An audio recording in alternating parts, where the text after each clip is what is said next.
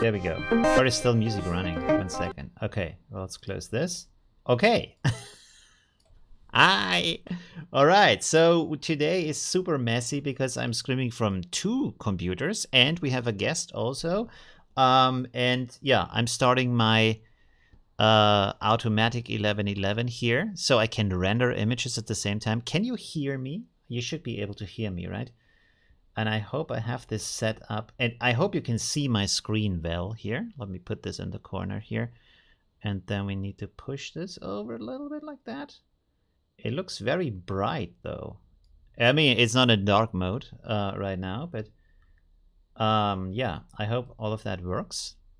I should probably also open the stream here because I can't see anything that's going on. Let me, well, it doesn't matter anyways.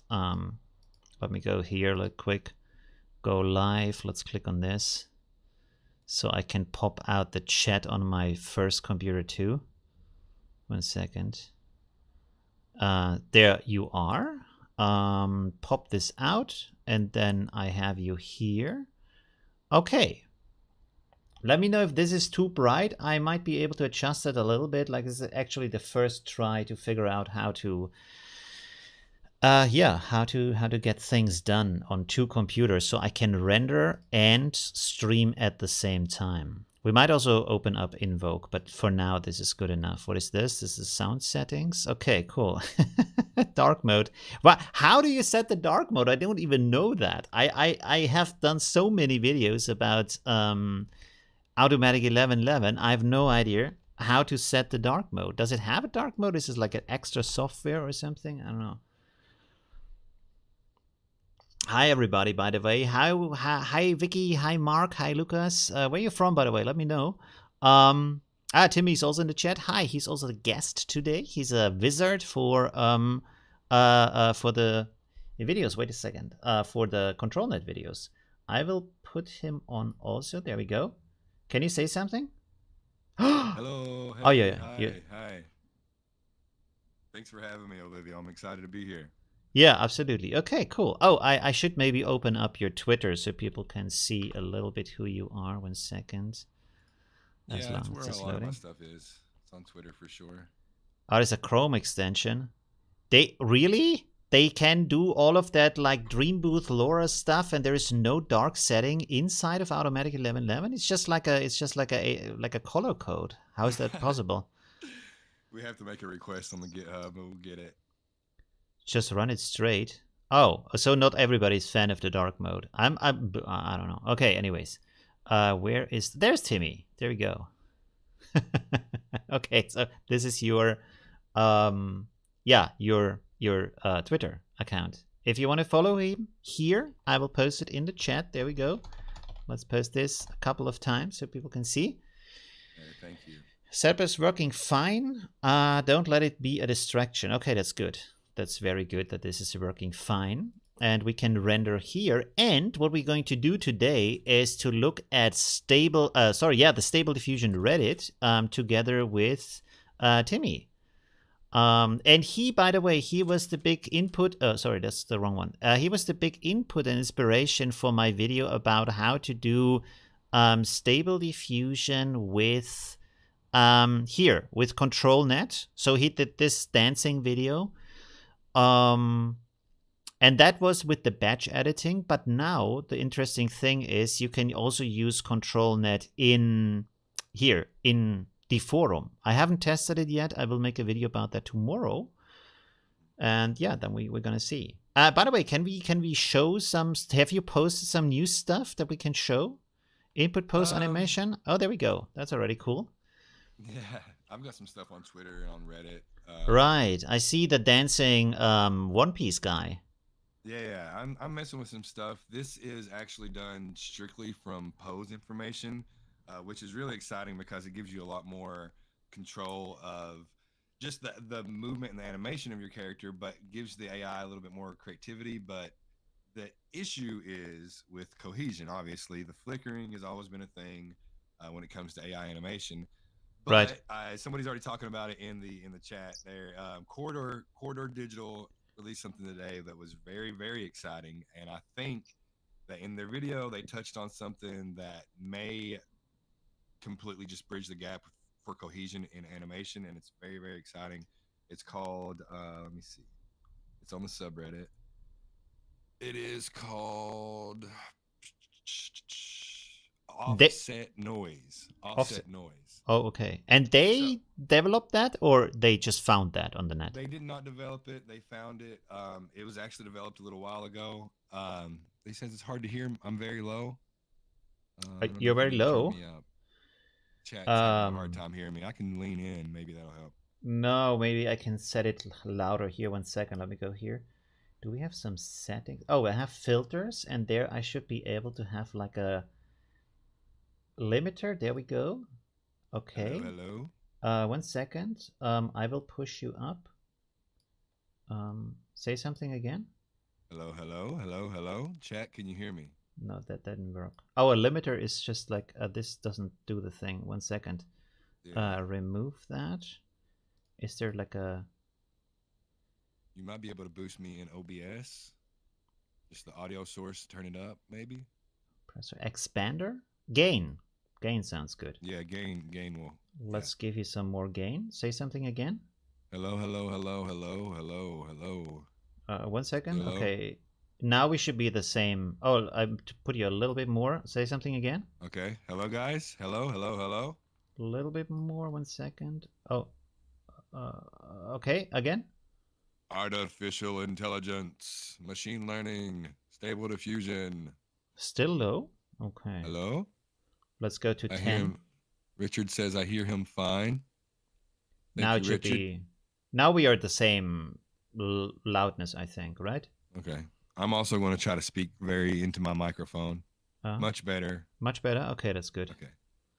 That sounds good. better? Right. Okay, cool. Thank you, chat. We can still like improve it if you want to.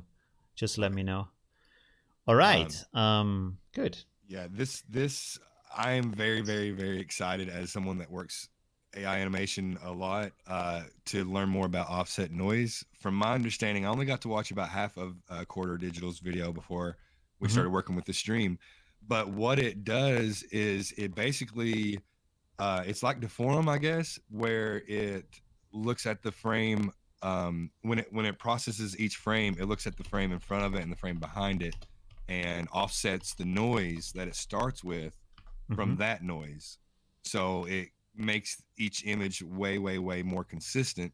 And they also did something interesting, which was using their LoRa trained models on their characters. So if they wanted to create a character of themselves and turn it into a different style, but they had features that may be jumping around on the face, they actually used their LoRa trained model that was trained on their own face to help get more consistency with those facial features, which I thought was very interesting. Interesting. Wow.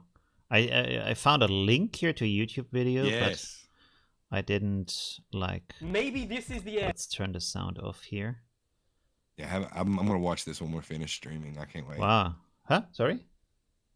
I'm excited to watch this when we're finished streaming because I want to learn more about this. Right. As well. CrossLabs. So I was on the CrossLabs link a second ago. Here he shows something about noise function, latent diffusion model. Right. So it diffuses it into like random noise normally, but I think with this offset noise technique, it starts with noise that's more similar to the previous frame. Oh, okay.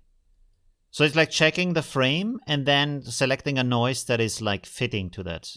Right. I think this is what Deforum uses. I see. Interesting. Okay. Well, without the audio, it's pretty hard to understand what he's like saying. Yeah, you should scrub through the corridor video with no audio if you want, because it shows a good example of this technology, this offset noise. Oh yeah, that's a good idea. Let's do that. 1 second. Corridor crew.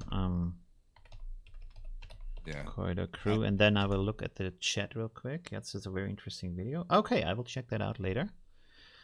This one with the animation, right? Did we just change animation forever? Okay, cool. Sound is off. There's some advertisement. Let's skip to the I don't know. The content. Okay. Right. If you go through the very first, you can skim through it. When you start seeing the Jurassic Park stuff, I think it's before this actually. The before Jurassic Park stuff. Yeah. Oh, by the way, they featured me here. Just a very short clip, no link, but my name is here. That's pretty cool. So maybe I get some more attention. Thank you very much for pushing me. I should actually write a comment. Thank you for including me in the video. Can I have some hearts here? Kissy kissy. Oh, that was the wrong one. Shit. There you go. No, why doesn't it do it? Oh, now it's at the beginning. At the front. It's going crazy. Yeah, let's go like this. Little. Please send me a private chat to come over and like do a video together. I'm all up for it. I have so much time. You don't believe it. So please. Oh, there's some more advertisement. Come on, YouTube. Every time we click. By the way, have you realized on YouTube you have these kind of like in this one it doesn't have it, like it shows the most watched things. Yes. For some reason, on every video where people have a message for NordVPN or whatever, there is a spike on the ad when you click on the ad. Why is that happening, and how does like YouTube benefit for that? I cannot imagine that most people rewatch the ad several times. No. So that is really, really strange. Maybe it has something to do with the advertisers themselves. Maybe they're going to go check to make sure the ad spot is done correctly. And, that's a good point. Right. Okay. Where should I click, by the way? What time code?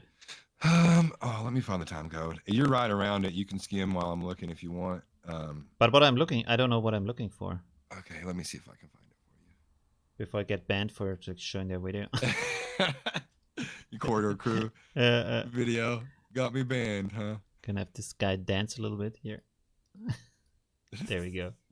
Oh, this Man, is so I wish there incredible. would be like more YouTubers in Europe or in maybe near me, so we can have like a shared flat, creator flat, like they do, like 5 people creating. Oh, that would be Yeah, great. I That's the actually, if someone dream. wants to do that, I have a not really a free room, but we can make some room.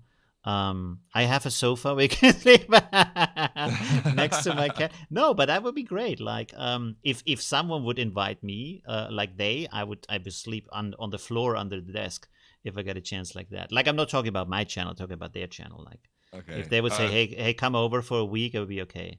I will sleep Um, wherever. It's do just it. You amazing got. to learn from them and like to create with them. It would be amazing.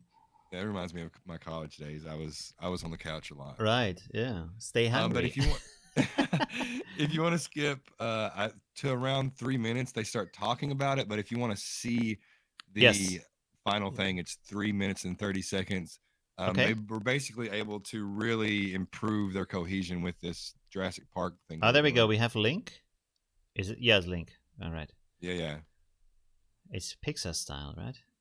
Right. Strange. It's supposed to be low poly Zelda. And if you go back Yeah. to about 3 minutes, if you go to about 3 minutes in the video, you'll Right. see how what they started off with, Oh, yes. and how much it's improved, because of the offset denoising. And Oops. you had somebody in your chat that explained it pretty well here. Really? 1 second. It's yeah. Actually, there's the big map. Blah blah blah. Let me pause the. There we have the comparison. Okay, cool. Input video, output, like input frame, output frame. But they're not using the forum. They're using image to image with the batch process, like you did, right? Right. Ricardo says it's a method to influence also the low frequencies, which seems to not be affected enough by the noise algorithm. The Huh. low frequencies. So I guess there's a different frequencies of noise, which is the more I learn about this stuff, the more my mind just gets blown how complex it The is. low frequencies, which seems Wow. not to be affected enough. Interesting. That's very interesting. I mean, when you have, for example, let's open up here Affinity Photo real quick, because these like the mapping methods and stuff that is not new, is something we had in the past, of course. But when we let's find an image we can use here. 1 second. Unsplash portrait. Let's take this one here, or let's take the other one here. lower frequencies of the image. Oh, okay. Right. So when Yeah, you like go here, clipboard, yes. Okay. I can go in here, frequency separation, and then what this does, let me zoom in here a little bit.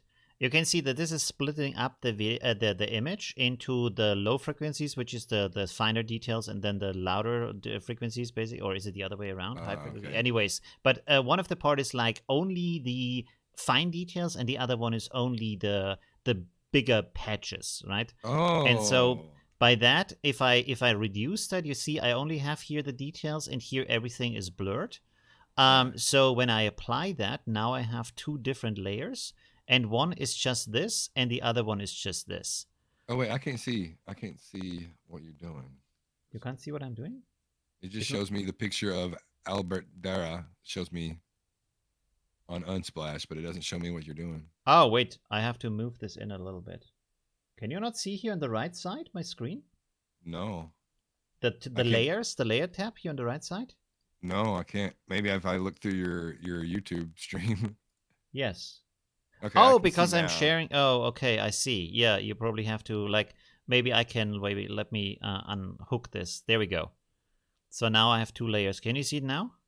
No, Are you on Discord? You're sharing? Are you sharing your entire screen with me? Yeah, it should be now on the left side. 2 layers. Nope. Floating window. I can look at this YouTube stream though, and I can see it a little bit. Strange. Okay. Anyways, but you have these 2 layers now. So One is the blurry part, and one is the just the fine details. And then afterwards, this is combined with the filter linear light. And the idea here is, for example, if you have like things happening in the skin texture, for example, here I can now use my where is it? Blur brush, smudge. Let's take the smudge brush, and for example, I go here on the skin. On this layer, the high frequency layer, I can move around. Doesn't work right now. Let's take the flow higher. I can move this around, and now this is going away, but the color below it is still staying around, right? You can see this. So this is kind of a way to remove things and make the skin smoother and stuff like that. Like I'm doing it really badly right now, but when you see model photos where they have like perfect skin, this is kind of the way they do that, by removing all these like inaccuracies on the normal skin and like the texture and stuff. But of course they do it a lot better than I do it right now. So these are the frequencies. Okay, that's interesting. So, really sorry. I'm not quite sure if when they talk or when Ricardo talks about the frequencies, these are in the maps, or is there like a special model they are using? Or is it pulling it from the actual input image, or it's right? Yeah, pulling it from the like this offset thing. Is it an extra plugin, or is it inside of ControlNet? I'm not sure. I haven't had a chance to look into it yet. Right. Okay. Interesting. I know when I see something that's going to drastically impact my workflow, and I can see that this is going to be a game changer. Absolutely. Yeah, interesting. Okay, so we have to figure out more about that. Yeah, exactly. But that's a very good start for ControlNet. So should I do a video about this tomorrow, or should I do a video about the forum? I'm not sure. I think they'll probably lend to each other. I think the forum's probably using some similar technique to this. Right. Maybe the hotter topic. Okay. Yeah. What else is there? Okay. Yeah, these multi things. By the way, AI Entrepreneur also made a video about that, and I kind of also did. But he did it a little bit. Wait a second. AI Entrepreneur. 1 second. This one here. Let's open this up real quick. Shibo, okay. You want to buy some coffee?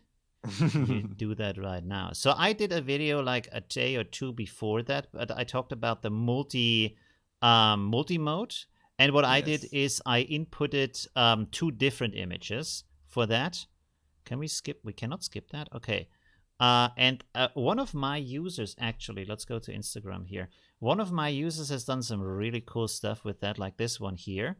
He is Nix Photography AU, and this is the output of Villa and the car, but this is the input he created before individually as a AI image from the Villa, and then he has a photo and PNG photo on a white background of that car. And then he combines it with Multi-ControlNet to have one ControlNet be the photo, one ControlNet be the car, right?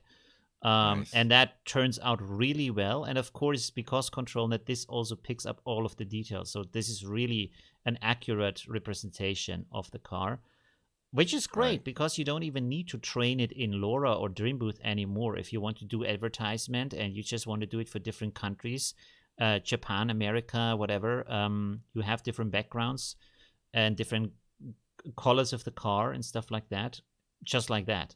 So that is a pretty crazy thing. And let's see here if we can have, do you have the audio from? No. Where's the video? It's still the ad? What the hell? 17 seconds. I think it's like pausing when I'm not there. Yeah, sometimes. So what he did is, can we see this here? Yes. No, this is a different thing. What he did is, where is that in the video? I think here at the beginning. Video? Yeah. That's the same way. 1 second. Blah blah blah. Then can we see it here? Yeah, we can see it here a little bit. So what he's doing is he uses the same image on different maps, which is a great idea. Instead of using different layers of the image, he uses like the same image once on depth map and then once on height map to get better results from that, more details from Yeah, that. that's the way I've been using it. That's the primarily way I've been using it, Oh, especially really? for video. Oh Not yeah, on different images. That's interesting. yeah. I haven't used it on separate different images a single time yet, to be honest. Ah, interesting.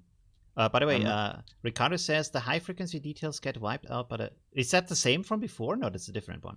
The high frequency details get wiped out by the noise algorithm almost immediately, while the lower one don't. For this reason, the seed has so much influence in the final result of generation. right. Interesting. That's the reason that noise multiplier that I showed you in the one video, bringing it down to 0, is going to take that impact from the seed out quite a bit, and that helps with consistency on frames. Right, interesting. Yeah, Sebastian also did a very good video with the light. Have you seen that? Yeah, I took that idea. He did a video about that, and I think one of his members from his Discord did a short animation where the light, a Oh spotlight yeah, went from the moved left to the around. right, and I thought instantly, why not use that for poses or any other the other detail maps? So that's what I've been doing for the past few days, is taking that concept and trying to push it as far as I can to Right, create, animations using detail maps instead of using, base images. And I right, think I think with enough prompting and, the right settings on denoising and the CFG, I think we can get consistency even without like an input character image. right.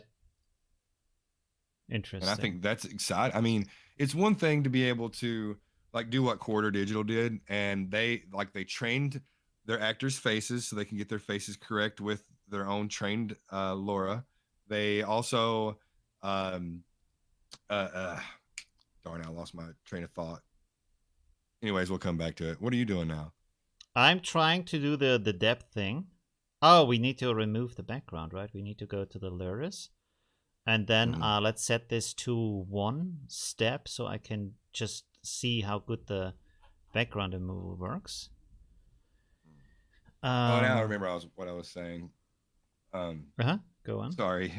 It's one thing to like set your character up and train on their face and then dress them up in the same outfit and the same costume that's similar to the style that you're trying to reproduce. Like, I understand that's where we're at with the technology right now, and you have to kind of help the AI as much as you want.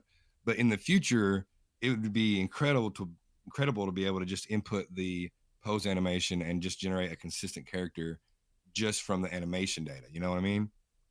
Sorry, I wasn't listening. I'm so sorry. Where is the um? It doesn't show me the maps, but I thought I had append map turned off. You Control map. need to keep it on. Do not append detect maps to output. Keep that on. Really? Um, yeah, because you don't have to turn it off anymore. With the update of ControlNet, no, you don't have to enable it. You don't have to enable it. Do not enable it. I'm But sorry, I why worded is that there no incorrectly. map here right now? It doesn't show me any map. Whoops, sorry.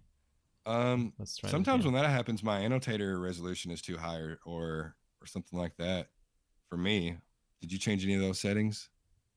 Don't know. Anna, what? Or the Where's that? your resolution for your normal, is that, what do you use? Are you using a normal map? The annotation resolution is for, I think, either 5.4. posing or depth. I can't remember. It doesn't create any maps. Oh, I haven't enabled it. I'm an idiot. Yeah, fantastic. The master is like at his best. And it It's my uses fault. for indie comic creation. Yes, absolutely. For indie comic creation, it's amazing. Yeah. Mm. I'll tell you. Antal Lion also said that, yeah, to enable that. And now it takes longer, so that's a good sign. Oh yeah, Let's it's see definitely here. loading both of those. 1 frame. There we go. Okay, so we have now the height map, and then we have, yeah, the background is kind of removed. Maybe we take it a little bit higher. Where is that? Down here. Let's see. I really want to have a live preview of these settings.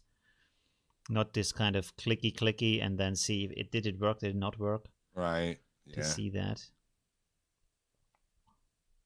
Do you have the option set to where it shows you your image as it generates? right? Yes, I have that too, but it's just one step right now, so I don't Yeah, waste the time because the map is created regardless. right. Um, the Koi Boy video. Man, there's so many channels. I've never heard of Koi Boy. Koi Boy is the one with the offset noise. He's the one that has the video of the offset noise. Oh, okay, that Yeah, I yeah. showed before. Yes. Okay, cool. Yeah. Also, in your ControlNet settings that you were just at, did you notice the option that says Oh, the guest allow mode? maps to No. automatically be saved? No. In Where's the that? ControlNet settings, if you Oh, in go the to your settings. Okay, yeah, right. there's an option that will say automatically save detail maps. And if you do that, every detail map that you create, every single pose, every single depth, every single normal map It's will saved. automatically be saved. And then you can use those.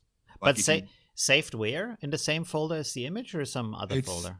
saved in your you go to your extensions folder, then you go to a folder called ControlNet, and then inside of that it will have, I think, saved detail maps. Let me look. That way I can give you guys Okay. exactly what it's called. Right. Do we, Um by the way, does he do that in image to image? Yes. yeah, Okay. We are in the wrong yes. mode. Perfect. So if Okay, you go sorry. to your Stable Diffusion installation folder, then you go to extensions, and then you go to SD Web UI ControlNet folder. Inside that folder, there's a folder called Detected Maps. Mm-hmm. If you click on that, you'll have folders for every type of map. So you'll have a canny folder, a depth folder, a normal map folder, open pose folder. And if Mm-hmm. you click on those, you'll see every single one of your detail maps that you've ever generated, including batch generations. So Okay, cool. if you upload an animation and batch process it in image to image, you'll get all those detail maps. Right. I think this was at something like, oh no, this is the wrong one. Resolution. We can make the resolution a little bit higher. Mm-hmm. Remove background. Let's go here. I think it was 83. And then here we have the height map. Height. Where is it? Wait. Do I use the depth map for the background? No, the height. Yeah, that's what I would. Head. I was planning on No, doing depth normal. map. Other people suggested you can use MLSD, or I think it's what it is, if you have like architecturally heavy backgrounds. But I assume that depth would be a good fit, and that's what Right. your Instagram follower used depth for his background. Mm-hmm. So Right. So let's see what this does. Oh no, I have what have I said here? Denoise strength is way too high. Let's cancel this real quick. Oh god. SOI has really good input. He says at the bottom of the ControlNet sections, you can click the preview annotator result button. Forgot to enable the maps again. Sorry. It's so You're good. messy the stream today. I have to like really I realized that like doing things and listening and talking at the same time is pretty difficult at a live stream and then also trying to read the comments. Yeah. Yeah. Maybe we should just check out things on Reddit without me trying to do things, which kind of defeats the purpose of using two computers. But maybe it's a little bit too overwhelming for now to try to do everything at the same time. Well, in podcast form, I think it's fun to just kind of talk about what's going on and collaborate in ideas. And maybe if it naturally flows toward trying something out, that's the way to do it. But I think for this kind of thing, and the cool thing is you have two PCs set up, so you can do it now. But for Right. this type of thing, I would probably go in with an idea of something I wanted to show how to create. Oh, Maybe. it's the resolution is too high. 1 second. There we go. Yeah, I wanted to show like cool tricks. So I was like Right. looking. The idea was to look through Reddit and then also at other videos and stuff like that. Maybe I shouldn't try to recreate it at the same time because also it takes so much time. Like sometimes I take hours to figure out like to get a good thing for my video. To and I'm getting errors right now. I don't know why. Your screen sharing ended for me, so I'm not sure. The screen sharing where? Oh, On on Discord. Discord. Okay. Yeah. Maybe. Oh, yeah, because it's like doing too much things at the same time. Let me click here on generate again. maybe the streaming also takes GPU, and the Stable Diffusion takes GPU too. Yeah. Streaming and doing Discord, sharing your screen should be fine, but Sorry, doing guys. that plus AI. I'm getting errors here. So I will just send you links. Let me put the Discord really quick over here. Is it out of the window? There we go. Okay. I will. Oh God. 1 second. I will hang up on this. Can you still hear me? Yes. Okay. So I will send you the links that you can look at on Discord, and I can show them. We will just talk about that because doing everything at the same time is just too crazy right now. So this is using a pose from OpenPose creator with this simple form, and then a depth map of hands. Let me see. Oh, there's more stuff here too. That's pretty amazing. Oh, there we go. Right, nice. I wonder if he is using his own hands. Does he say anything in the text? I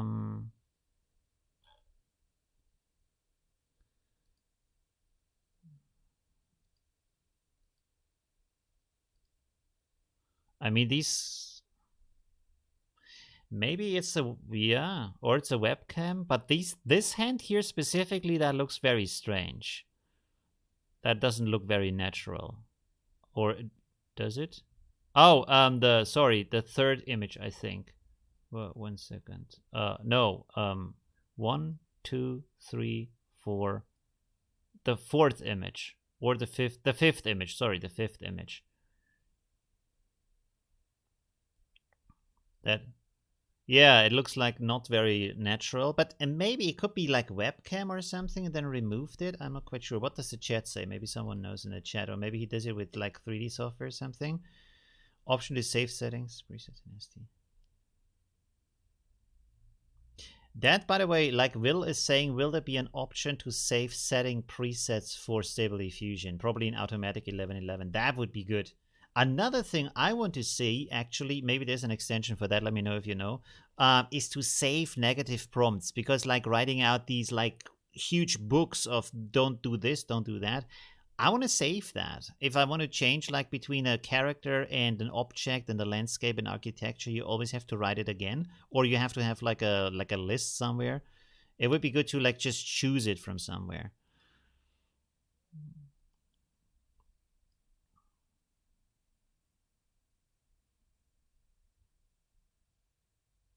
Not really. No, no.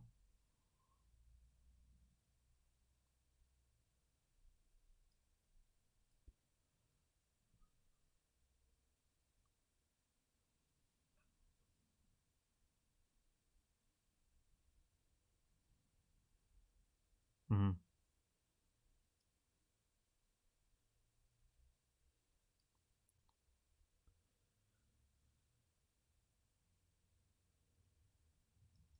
Right. Yeah, yeah. Because people ask me also in the.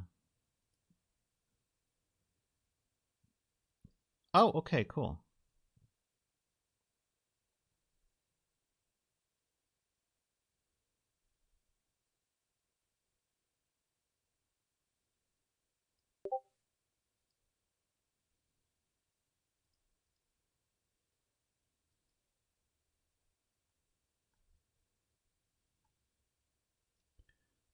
Mm-hmm.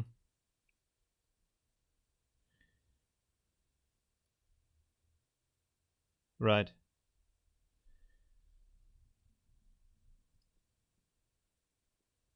Mm-hmm. Mm-hmm. Right.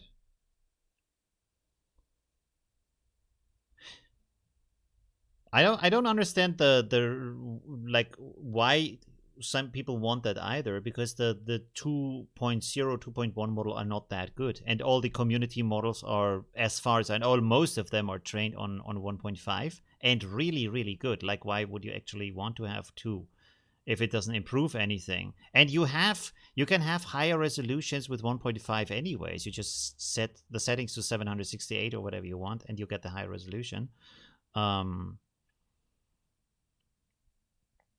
right.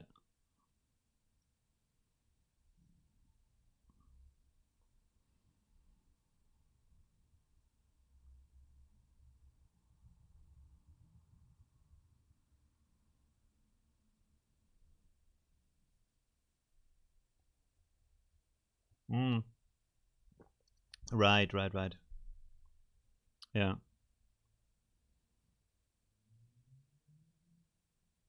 Mm-hmm.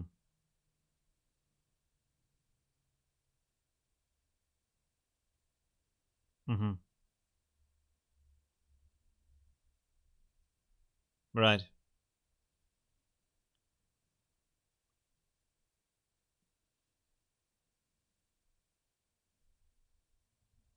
Mm-hmm. Ah,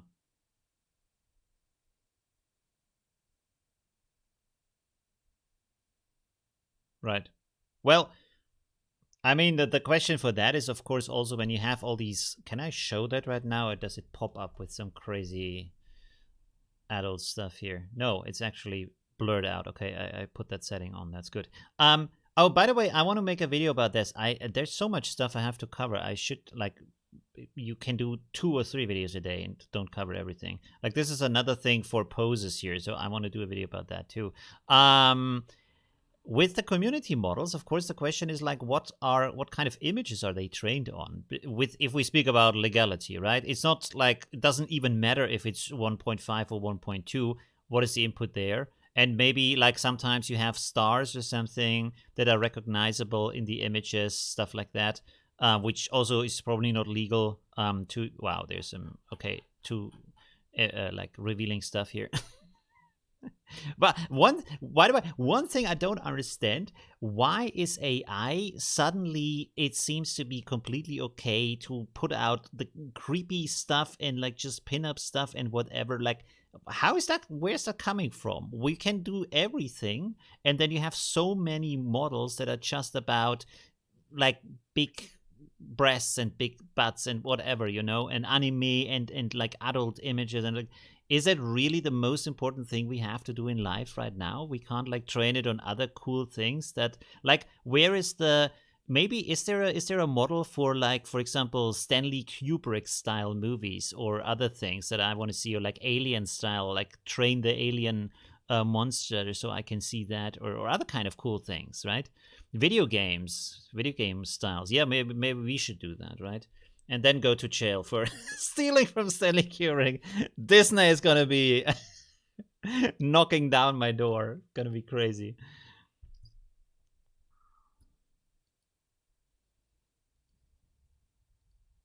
Right,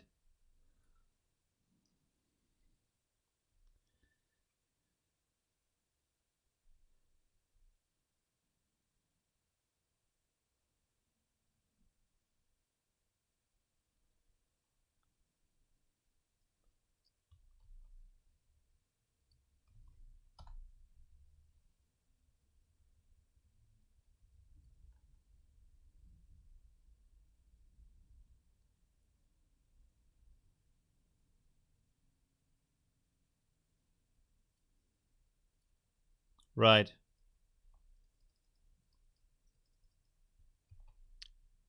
Yes.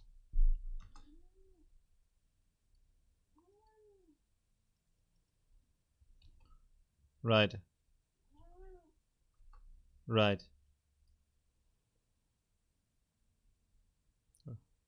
right, right, right. Yeah, yeah, yeah.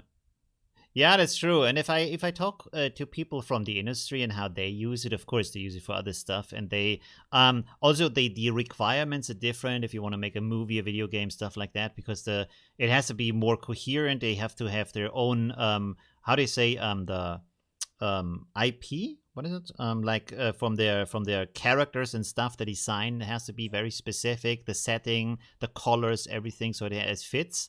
So they have very different requirements in the industry on how to use it, what they use it for. But that is very interesting because it has to be more specialized, and of course, also in that at that point, they don't want to share it with anybody because, of course, if you make a video game that costs like 300 million, you can't share the AI models you trained for that to create the characters and stuff like that for this.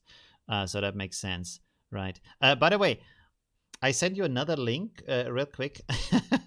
Let's talk about that. So this is about like posing. And the interesting thing is not like a new technology or something like that, but it's just like an image of an interesting pose. And I think that is something that needs to be more like. I kind of, with my channel, of course, you always have to bring the newest technology and stuff like that. But I kind of also think I should maybe once in a while do a video that's more about the art stuff, the creative stuff, the why things are created a certain way. Like I did last live stream with the compositions and things like that, the camera angles, why things are done in a certain way, so that we don't have all these kind of static images, because here you have this kind of pose where the camera, like the gun is looking at the camera, and the pose and the dynamic of how everything looks is a very big part of the storytelling and of the overall expression in an image, right? I showed it last time with the compositions. Like if you look at classic painting, stuff like that. Oh, wait a second. What is this classic painting with Jesus? He's sitting on a table. No.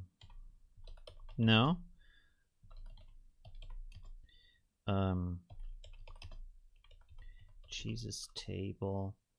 Hands. Let's see. Hands. No, it's probably not going to show up right now. Or is it? No. No, I don't. I mean, The Last Supper is good too. We can look at that real quick. 1 second. Is my screen still there? Yes. Can we have a high resolution image here real quick? Just to... There we go. No, it's of course the smallest image that YouTube has, that Google has to offer. Let's go for sizes here, large. And then I will send you a link. Maybe let's try this. New tab. Yeah, it's kind of good. It's kind of okay. It's 1 second. Let me try something else. Is it from Da Vinci, I think? Did he? No. Who painted The Last Supper? Yeah, Leonardo, right? Da Vinci. Right. Is that it? That can't be it, right?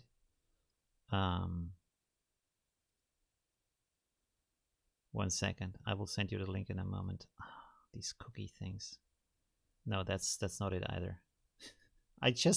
Okay, let's just take this one. Is this the small one again? Dude, this is killing me right now. Is there no image where I can just, like, there we have a little bit of like... Okay, let's open this up. There we go. This is already better. I will show you. I will send you the link so you can look at that too. So there we go. Is this... Oh, the Discord thing is in the screen all the time. Sorry. Okay. So this is not the like original painting, but you can see some hand poses here. And if you study like classic paintings, these hand poses, the dynamic and the flow is very important. Like there's two things actually you can take away from this image is the body poses and where people are looking, and the hand poses. And they always, if you have a composition of multiple people, they have to be like a little bit like a symphony, like a composition with music. So every body pose has to be different. It can't be the same. And also they have to like make sense for each other on where they are pointing, what they're doing. And if you look here at the hand poses, maybe we can zoom in a little bit more, you can see that they are expressive, right? So it's not just a hand, they are doing some things where you understand that maybe they are asking a question, they're pointing somewhere, there's some confusion, there's some like actual like interaction and conversation happening between these hands, between these poses, right? So that's a very important thing.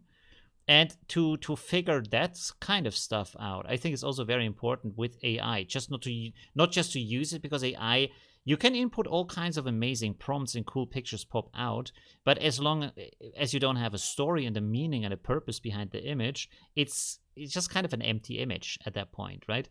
It looks cool, but it's not more than just cool. And that's the difference between creating actual art and creating just something that looks nice, is how much do you convey, how much do you tell, how much like story or like something that can enlighten people, or this kind of specific special moment that you have with art that is happening when you look at good art, that has to come through the idea, but you have to put that into the image. And ControlNet, it gives you back that kind of control over the poses, over the hands, over everything. to make these compositions. But then still, of course, you need to have the art understanding, the art education.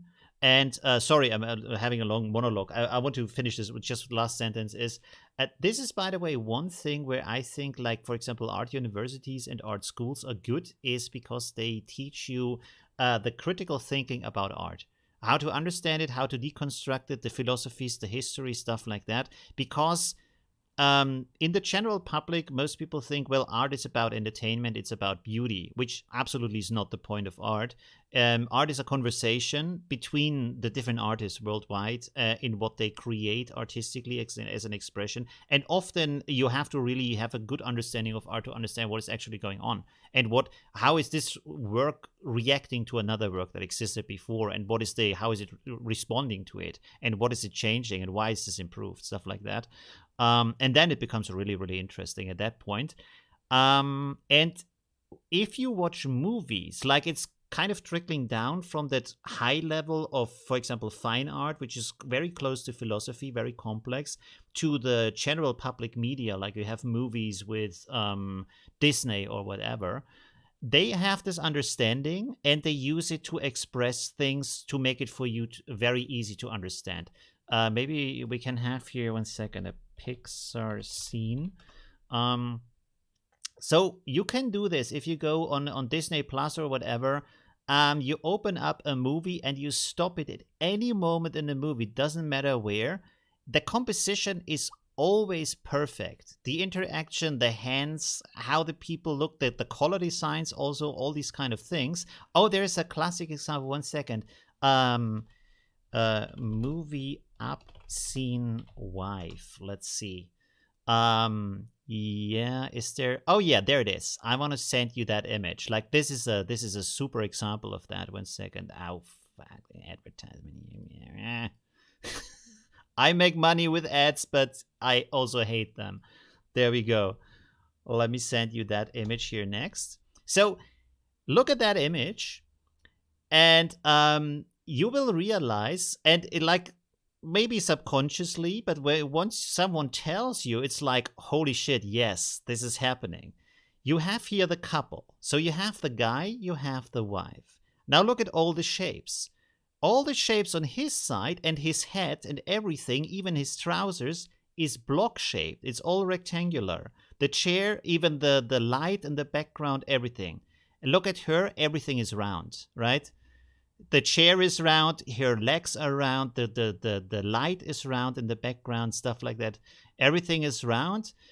And this is how they also, like, combine, they complete each other as a couple, because one is like this, the other one is like this, and this is why they fit so well together, right? So yeah, there's so much like symbolism and stuff in there. It's really amazing.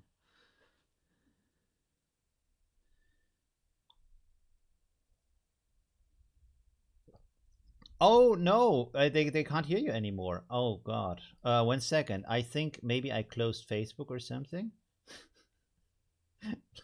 Let me call you again. When did that happen? Oh, okay. So I gave you a call. Share video? No, dismiss. Say something again? No. Are you in the...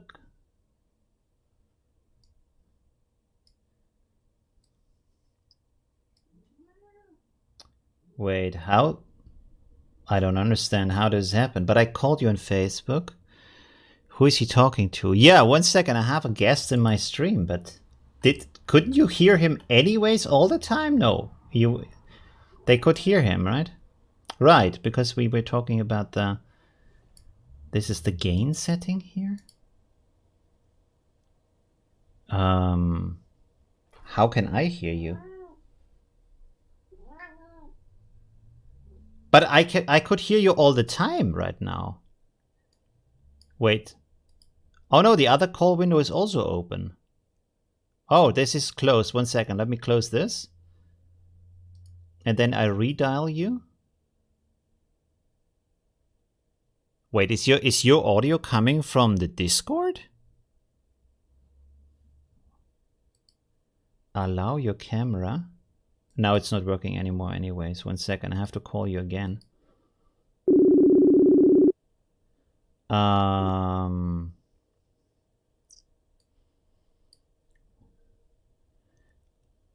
I can hear you, but I'm absolutely confused what's going on right now. I'm so sorry. Can you hear me through Discord or through Facebook?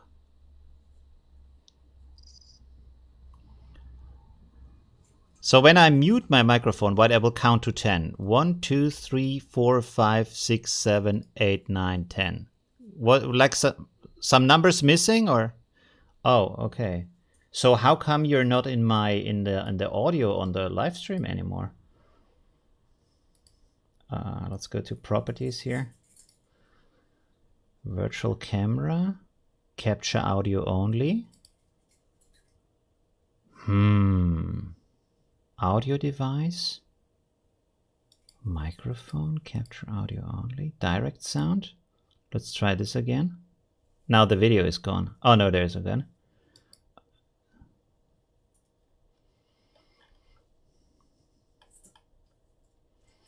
No, because it's on the second computer. So somehow this died and I don't know how to activate it again. Camlink.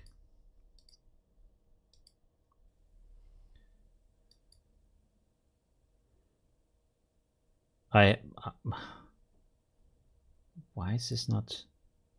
It worked before. 1 second, let me try one last thing here.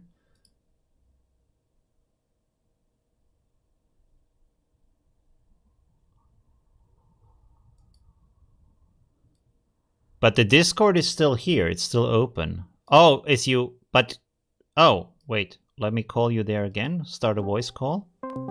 Let's see.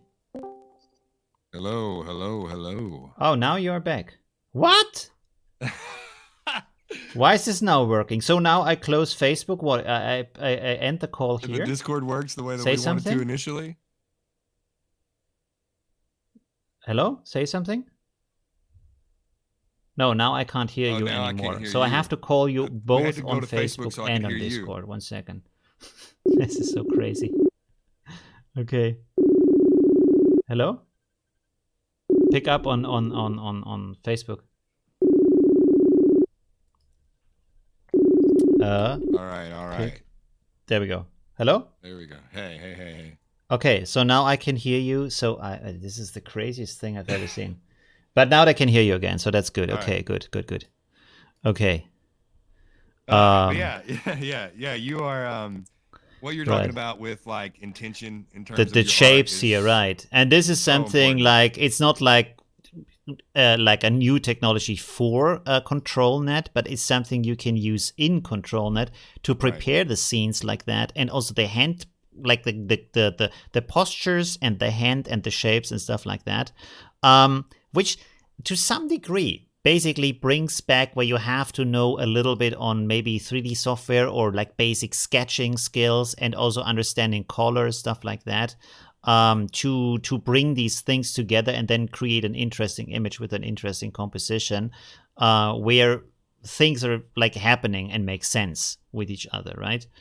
Yeah. And that's the future here. And I think that's why you have done so well on YouTube and you're going to continue to do well, because when well, let's see about that. Well, I think so. I hope think when so. Like the novelty of having AI create, like I said earlier, anime waifus or turn your friend into a cartoon or whatever, when that starts to die down and wear off, people are going to want to use this technology to improve filmmaking, improve animation, improve digital design and advertisement, all that. And you like ControlNet will get you just so far. Like if you take a good composition and you work with that, yeah, you're going to result in a good composition, but are you going to really transform it that much? And if you do transform it, will it be for the better? I think that's really where you're going to come into play, man. I'm very thankful for your content. So thank you. Yeah, I want to do more content about, like, instead of hunting one news after another, to just like create interesting things. And the thing is also at the moment. Oh, is my camera gone? No, my camera is still there, right? Yeah. Okay. One of the things that I want to do is no. What I wanted to say is because I have to do so much research, there is not too much time to actually do something with AI, Yeah. right? Because if I have to research, like for example, the thing I did last time, what did I do? Oh, with the 360 photos, that took forever to Yes. just figure that out how that works and to make it just like also seamless and to make it a nice scene in automatic 1111 stuff like that. So I have planned to do like I want to turn a AI image into a 3D printer. I actually bought a 3D printer. Man, I spent so much money on that crap. And I made like one print now because I bought a printer which was very much discounted. Is my live stream gone? No. No, you're good. You're good. It was very much discounted. So it was like usually like $800, and now it was like 250 bucks. Oh, But not then bad. there was also an offer for resin to print, and they say okay, but you have to buy 10 bottles. So I had to buy for like $280 resin. Oh, I think I wow. can give it to someone else, like half of it, but now I have like a ton of resin and the printer. You'll So I want use to do it. You'll that. use it. And then the other thing I want to do is to create a video game that is just based on using AI images and then write the code with ChatGPT. So everything is just like AI. Yes. Just Yeah. a very simple video game, maybe a level in Unity 3D or something that then people can download and play. Right. Right. And by the Yeah, I way, would love to I do sent that. you a link. One thing that's pretty cool. I haven't covered it. Someone else has covered it already. Is these kind of posing maps for ControlNet. That's also a really cool thing. Mm. Yeah. I've been Right. seeing those for a while, and they seem really, really nice. I mean, you could literally just bring those into any kind of software you want, and you could use those to pose because you have Right. all the limbs are all spread out and stuff. So, I mean, talk Yeah. about consistency. If you have them, This reminds me of another thing I want to do. By the way, if anyone who is watching or in my community knows how to use the animation software from Adobe, because you can use this, of course, to create a simple animation. My idea was to keep it simpler and make like an animated wallpaper, stuff like that. But of course, if you have a character, like you can see it from different sides, now you can cut out the arm, you can cut out the leg, stuff like that. And so right? you can puppeteer these different body parts after sticking them together again and have a character that walks around and he even turns and stuff like that. So you can actually also, like for a video game or for an animation video, you can use all of these parts to bring them together for an animation, right? Mm-hmm. So these are very good starting points. And probably if you change this map here a little bit, you can separate the arms out and the legs out so they are already like without the background. So the jacket from the side is not covered by an arm. If the AI understands that, I don't know, but maybe it does. You could Because also here there is inpaint some those other faces. stuff. Yeah, also, right. There's some other stuff here. 1 second. This one, where you see there's also head poses and stuff. So I guess this Yeah. guy is maybe using another character map on top of that for the different heads. Oh yeah, I like Although that. the heads here are not consistent at all, but maybe No. that's because the armor has too much details. I don't know. Right. You can inpaint a lot of this. He should be using inpaint. Like the initial post, I'm not sure why he didn't just go in and inpaint the faces to make them look a little bit better. Right. But like I think inpainting is significantly underrated with how powerful it is. By the way, I want to ask sorry, let me ask the chat real quick. So of course, like I have to decide for myself also, but if another channel has already covered a topic, should I also cover it because I have a different community, which absolutely would make sense in my head. But I then think you some should. people come to my channel and like, yeah, you have stolen the idea from this and that and blah and blah.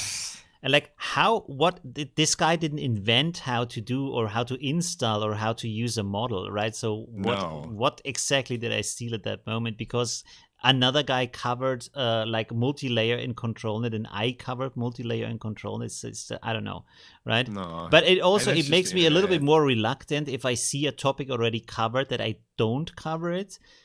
On the other hand, it's like really individual people that copy there, like it's just one or two people. So why should I maybe Yeah. just ignore them, you know?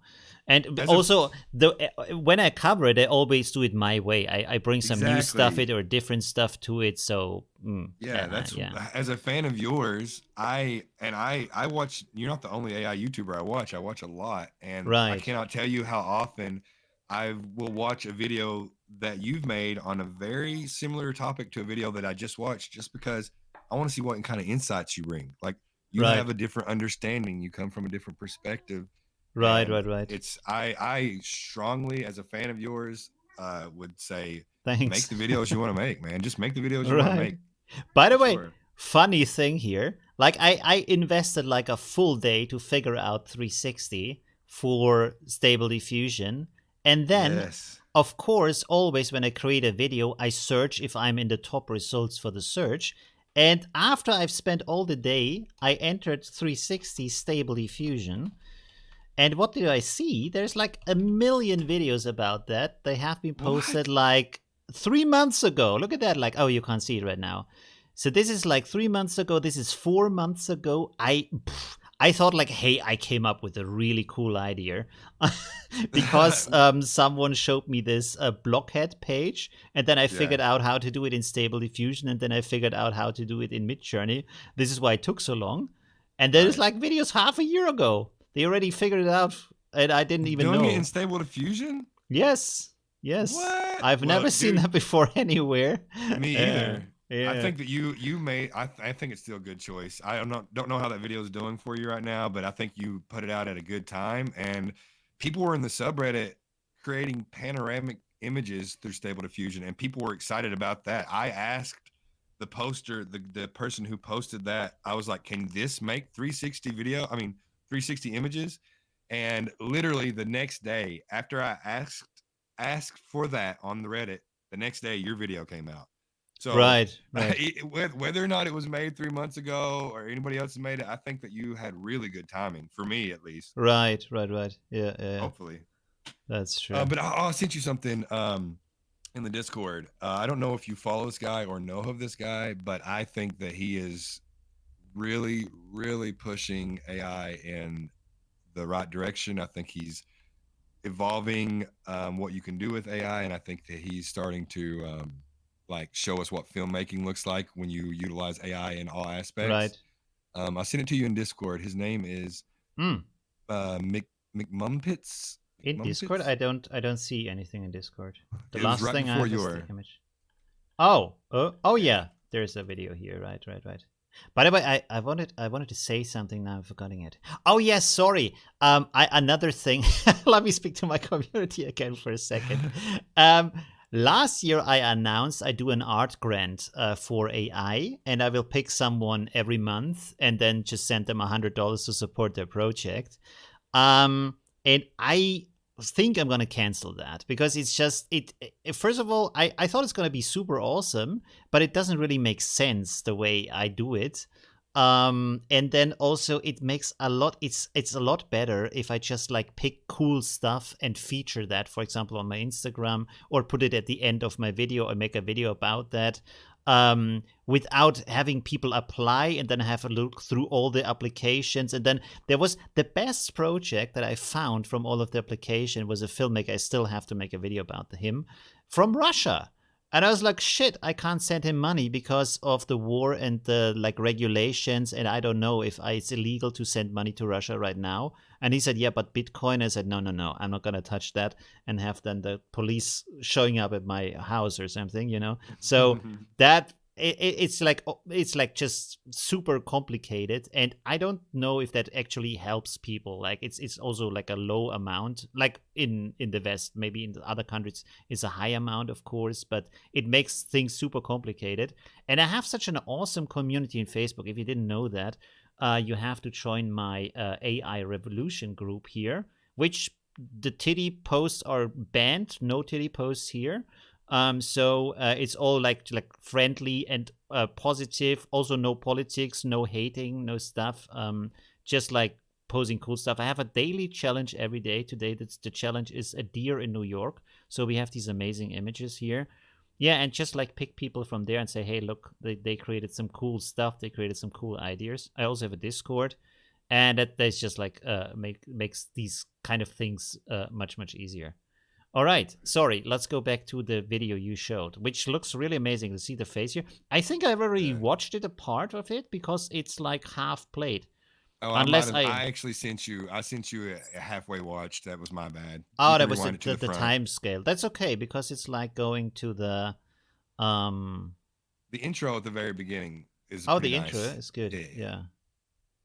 Yeah. But you know what? I have to buy some fake hair. Everybody has such amazing hair on social media, and I look Oh, like a come on. golf ball. Hey, I'm the same way. You just embrace it. All right, bald is Right. beautiful. Yeah. Okay. But this guy, this is not the first time that this artist has inspired me. Right. He's really, Yeah. in my Yeah. opinion, he's at the cutting edge of AI. Like out of all the Absolutely. AI Yeah. artists that I watch, Right. I'm really keeping an eye on this guy. So. And that's the guy with the skills too, you know. Like for Yeah. me, I have this. Maybe this was a stupid decision when I was younger, but I studied conceptual art, which is about the theory of art. It's less about doing, like, I can't paint in oil or stuff like that. I tried out different techniques and materials and stuff like that, but I'm not like trained specifically in one thing. Like, would, for example, if I would have, I think it wasn't even a thing back then, but to learn how to draw concept art, which is for the game concepts and stuff like that, that would have been much better. And I tried it. It's really hard to do it. I mean, it's not that hard to do it. You can learn it if you really invest about 3 to 4 years and have really good courses or really good teachers. You can be really good at drawing. Especially the thing that they do for video games, this kind of isometric scenes and stuff like that. But yeah, I've not learned that. And also you have to have the patience. I found out very quickly when I tried to learn to draw something that drawing is just very slow, and I got bored really quickly. Like you have to enjoy the process, and it takes like forever. You of course can get faster over time, but yeah, I didn't enjoy it. I went outside, I drew some like streets and stuff, and then you have a building and has like 30 windows, and you have to draw every single window, and you're like, I just want to go home. I don't want to draw another 20 windows. Yeah, I already did 10. You know? I think it's perfect. I think that's what led you to this. Like AI, yes. this is your medium. This is what you've been looking for. Absolutely, yeah. What you needed. For me, the thing is, I rather talk about art and be excited about art and analyze like human culture and human creation rather than creating things myself with it, because I'm not like the artist to like push my cultural vision or something. It's more like being a tech and evangelist to say, hey, this is cool and this is the future and check these technologies out, stuff like that. It was the same before with my photo editing channel, where I have a lot of knowledge about how to edit photos and the artistic ideas behind it. But then I found for myself, like, I spent so much money on camera equipment, and I started doing photos because I thought I need to have my own photos for my channel. And then I took amazing photos, but for some reason I found that editing the photos, my own photos, I didn't enjoy that at all. I took like half a year to edit the photos, even though it just took like 2 hours to do it in Lightroom and stuff like that. But it's kind of really strange. Some strange stuff is going on in my head. I don't know. You're excited by others. Maybe you just get more excited about others' work. And yeah, just like watching them, figuring out how it works, telling it to other people. Yeah, I really think like. A lot of people feel that way. And a lot of my yeah, go on. Sorry. You have the understanding of vocabulary to maybe be able to express what you're seeing from those artists better than others can. So you being on YouTube and just being a content creator out there might be like a way for people to understand what they enjoy about this art so much. And when they understand it more, maybe they can, adapt it to their own style more, or, I think that's really where your understanding of the whole process from an artistic standpoint is extremely valuable in this space. And I feel like it is. So, I mean, keep doing what you're doing, because a lot of us and people in the chat, we all appreciate it so much. Yeah. Thank you. Yeah. And I mean, of course, this is also like the job on its own. Like you have like, of course, in art, like you have like all these writers writing biographies and writing like art history or being art critics, stuff like that. Is a very important part to bring also the like the community forward, right? It's not just the art itself. Yeah. Okay, let's talk more about let's talk a little bit more about ControlNet stuff. Okay. Well, I found two things. One second, I wanted to show. Here's some more stuff with posing. Um, Oh, and I'm gonna show this you. is another thing on. Okay, that is maybe not the best thing here. One second, let me see. That is a better example. Does he show? He shows the pose too. Yes. I will show you, sorry, I will send you this link. So this is another reason to learn a little bit about 3D software. And if you have like Poser or another like Days 3D that I showed, stuff like that, it's fairly simple. It doesn't have to be correct. You only have to have a very basic figure. Right. And then you can render the perfect thing on top of it with the AI. But again, to like understand a little bit about posing and a little bit on how to use the software. By the way, one of my users sent me a Days 3D tool that makes it much easier to pose people like that. So that's also good. I need to cover that in a video too.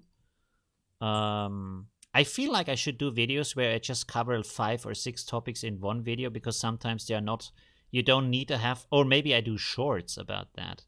Because sometimes there's like information that is not, you don't have to have a 10-minute video, but still people should know about that. Shorts are really great, and they're great to just get exposure and get some traction to the channel. People that may not be looking for AI videos might find your short just through scrolling and then get interested in AI more. So I think it's really important. Shorts do great for me sometimes. Right. I do have a ControlNet trick that I haven't seen shared anywhere. I don't know if anybody knows about it. I can tell you about it and see if you guys think it's interesting. So in Stable Diffusion on Automatic 11, when you're doing inpainting on image to image, if you select, let me see, where's the inpainting? If you select, wait, my inpainting thing's not popping up. If you send me a screenshot, maybe I can show it. This is also a nice example here with some scribbles. Automatic 11's bugging out. Sorry, you can't see that right now, but I think it, oh, I will send you that too. It's because I have to restart if I find UI batch thingy. But anyways, and when you're doing inpainting on anything, you can select either whole picture or only selected. I think is what it's called. There's a video playing in the background, I think. Oh my god. In mine? Where? Oh, I don't know where the video is that's playing. Oh no, now it's gone. What the hell? I just saw. Where's the sound coming from? Is there an echo? Can you teach Laura with AR art you do? I mean, to teach it with new character you have yourself designed? Yeah, right. As long as you have multiple images that have consistent face, you should be able to train it. I can't hear you anymore. Tim? I've seen someone train on an Among Us character with Laura. Yeah, the call dropped on Facebook. This is why I can't hear you anymore. Please pick up the this is, yeah, sorry, my streams are always super messy. Pick up my, there we go. Yeah. I thought like, why is the audio spiking suddenly? Can they still hear me? Yes, now I can hear you again. Okay. Right. But yeah, someone was asking in your chat about the Laura if they could train on their own character. Yes, that's what it's for, right? You just I made a video about that. By the way, I don't know, like with YouTube, they need to feature more this search. That search icon is like super hidden over here. You click on that here, and then you can just enter Laura, and you find my Laura videos. And I have Laura, the normal Laura install guide, and how to train it with nice quality. And then also I have here the Laura for ControlNet to combine that with the poses. Which is a nice video. And you can have a little bit more control over the pose of yourself. Right. Okay. Do you want to do an experiment, Olivio, and see if you can get it to work on your end? What to work? For control, it's a ControlNet experiment that I want to show you that I don't think anybody has shown off yet, so your community might enjoy it. And how do I show that?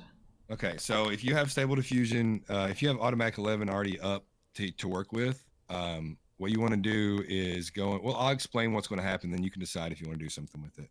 Mm-hmm. So in image to image, if you go into inpainting, and you if you scroll down and you look at the settings, there's a setting that says inpaint area. One of them says whole picture. The other one says only masked. Mm-hmm, mm-hmm. And I think you probably are aware of this, but the only masked will basically process the masked area at whatever resolution you have set for your width and height, but it will also maintain the initial image's resolution. For instance, I processed a 4K image this way. I used the only masked option, and whenever it processed it, my resulting image was still 4K, so I didn't have to upscale it whatsoever. And so that's a good way to keep your resolution. But in terms of ControlNet, ControlNet can be used if you have the whole picture area selected. So if in the inpaint area options, if you have whole picture, and then you use ControlNet like you would normally, it will still use ControlNet's detail maps for your inpainting. So your inpainting area will retain the details that you want. Wait, 1 second. I have to leave my cat out because he's like screaming here all the time. One second. Ja, Belusi, komm. Ja. Noch Essen da? Ja, okay, passt. Ess das mal bitte jetzt, oder?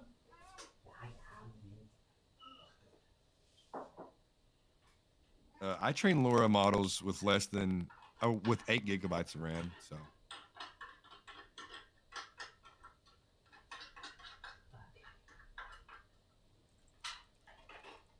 There you go.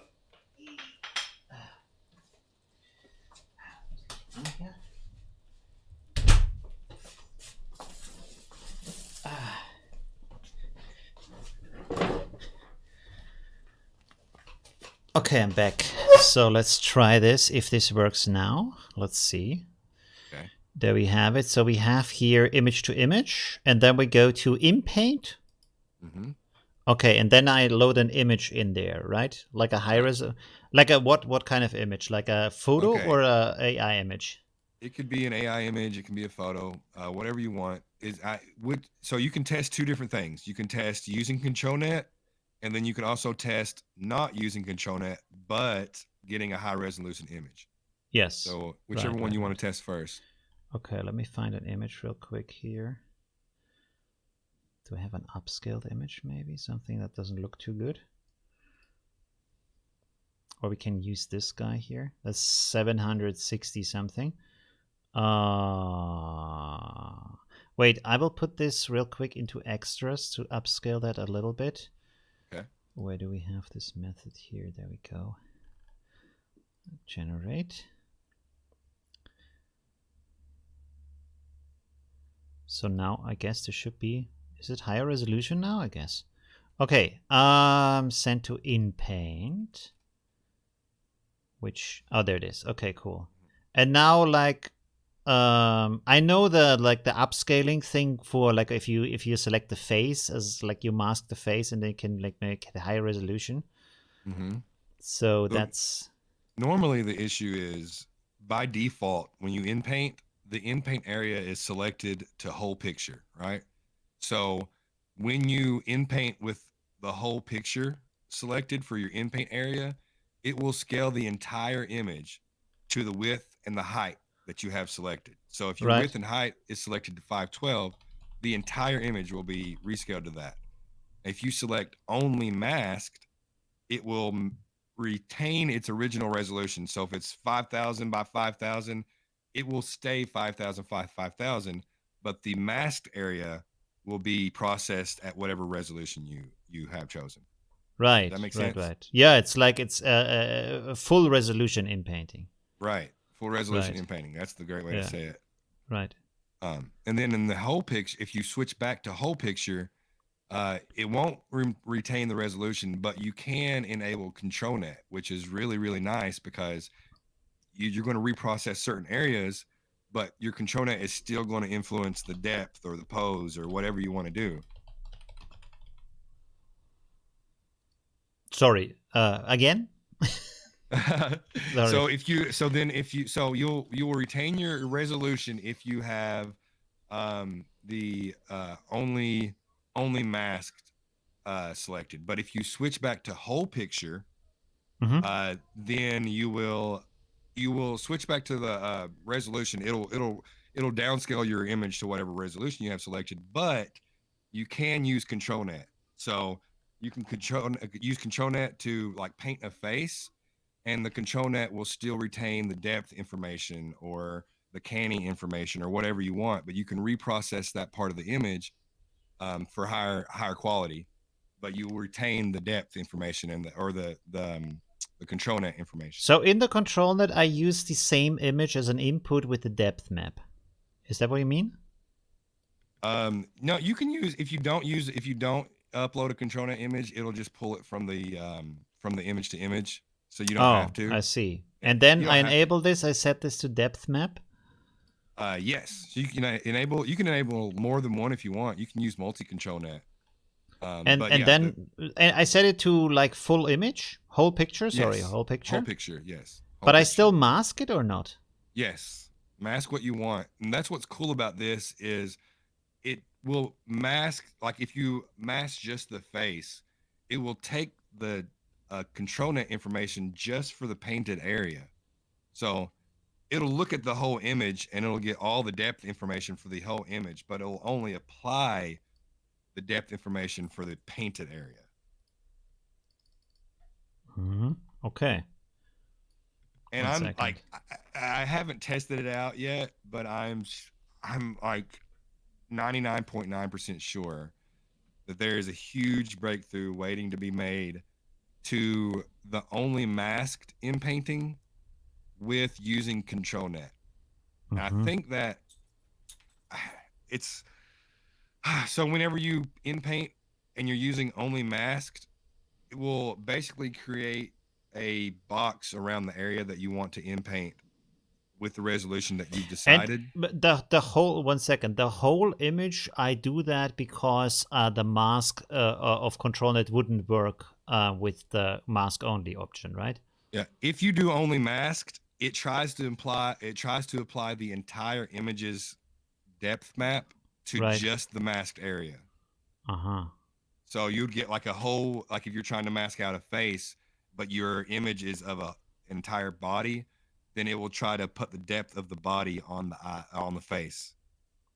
But when I do it whole image, I kind of lose the benefit of high resolution because it's rendering the whole image at 768 by 768, not at the like 3000 by 3000 I might have as an input image, right? So the output is smaller then again.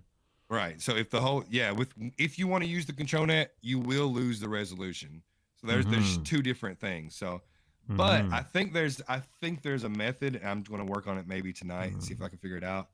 I think there's a way to actually create a ControlNet image to be used with only masked, but I'm still developing it. Right. In my head, like it's almost there in my head. I just haven't figured out the last couple puzzle pieces.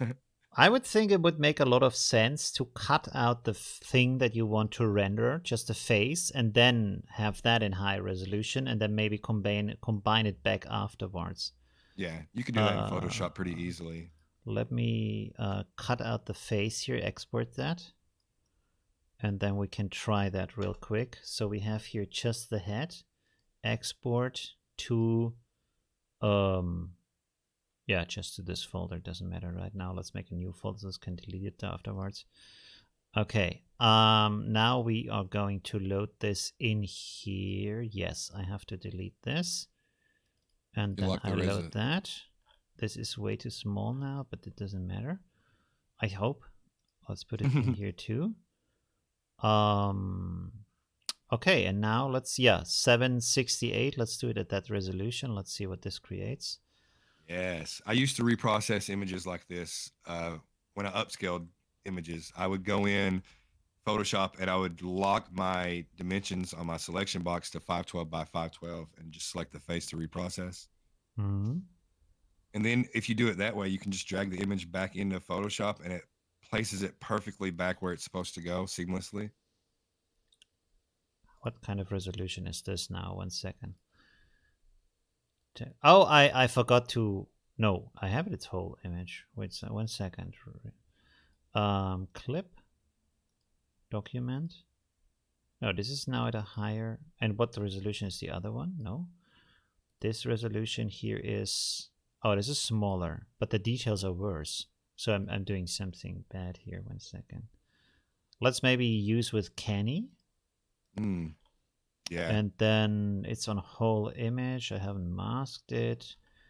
Let me copy that prompt over from here. Maybe from this here. 1 second. Okay. Of a photo of a Swedish Viking. That sounds good. Let's do that. Viking. Street. We can delete that. Blah blah blah. 8K. Blah blah. Okay. Let's see. Kenny or Scribble for what? For line details. Mm-hmm. Probably. What is better for line details? Kenny, I guess, right? I've been experimenting with Scribble lately. The Scribble is better for like fake Scribble, or because Scribble is like you have to draw it. You have to see. That's what people think. Think people are confused. You don't have to draw for Scribble. Scribble can be generated. Right. It'll generate its own Scribble from image to image. Why does the output look so bad right now? I don't understand. Oh, I'm in the Protogen model. 1 second. Let's go here to deliberate. Does my stream still work? Yes. By the way, yes. How long have I streamed so far? Oh, okay. I'm not sure. What is open out paint? Where's that?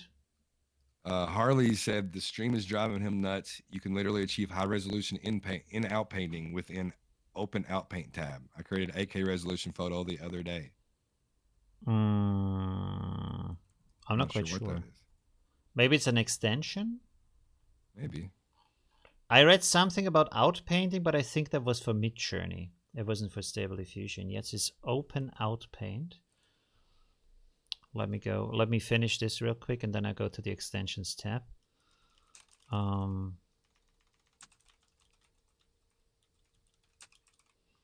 Let's see. Available load. Is there something called open? He said, "Ha, you don't have it?" Question mark. I guess it is an extension. Open out paint extension. Yes. No, I don't have it. Okay, so let's copy this over. So I can do this also for a video. Let's put this in here. We'll check that out later after the stream. And now I have to go back here. Where is it? Image to image. Is this better than the? It doesn't look better. Why does it look so bad? Oh, maybe because it's so close to the original. Let's go here for 0.5 or like even higher. Do it like this.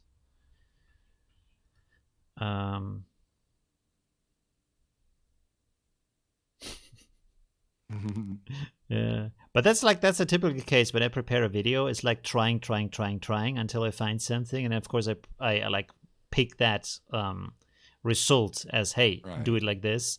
But you have to always try a lot to get good results. Oh yeah, that's where the video magic comes into play. They don't have to see all that. Right. Why is the result so grainy and blurry and shitty? It's just, it doesn't look good at all. Oh yeah, you're using the deliberate. I haven't had a chance to mess with that. A new version came out like yesterday, I think. I'm excited to see how good it is. Discord invite. Yes, we can do a Discord invite. 1 second. Where do I have Discord? I need to someday copy that so I can always copy it. Invite people. Oh yeah, you're in inpainting. I'm in inpainting? Are you the inpainting tab and you're not inpainting anything? But I'm at whole image, right? Am I not at whole image? Yeah, it is, but you still the whole image will just process the whole image. It doesn't. You have to paint something. I have to. So I Yeah, have I to don't. be. Oh, okay. Yes. So So I in have mask full, still at the face. yeah, full There we go. resolution. Yeah, it'll process the full image in high resolution, but it'll only change the inpainted area. Right. Okay. There we go. It's the life effect. Yeah. Oh man. Yeah, now that looks a lot better. Absolutely. Let's see. Come on. Is this better? It's still blurry. Let's copy this over to here. Where do we have the original image? Like, let's see. Oh, it's a lot more high resolution. Mm-hmm. I probably have to experiment with the prompt and everything to get that in, because this image is actually rendered with Invoke, not with automatic 1111. Yeah. Windows layers. There we go. So Interesting. I mean, it looks better. It looks a lot better. I think you're. I don't know what you're trying to achieve here. Are you trying to use? No, it's just like a better looking face, right? With a higher resolution. But now I have to go back to the original image. 1 second. That is not cropped. This is the original image. And now the idea was to put this in here and see if I can just like overlay that. Right. 1 second. I have to make this transparent a little bit. Like so. Let's zoom in here. Definitely put the nose on the nose. And then we have to put this here, like so. No, did it not work? Where's it gone now? And wait a second. If I scale it now? No. It's not scaling around the point for some reason. For some reason, the point just vanished. That's weird. Yeah, I had it set up in Photoshop where it would just seamlessly go right back, snap into place. Right, so I have to do it manually. Let's see, that's kind of getting close here.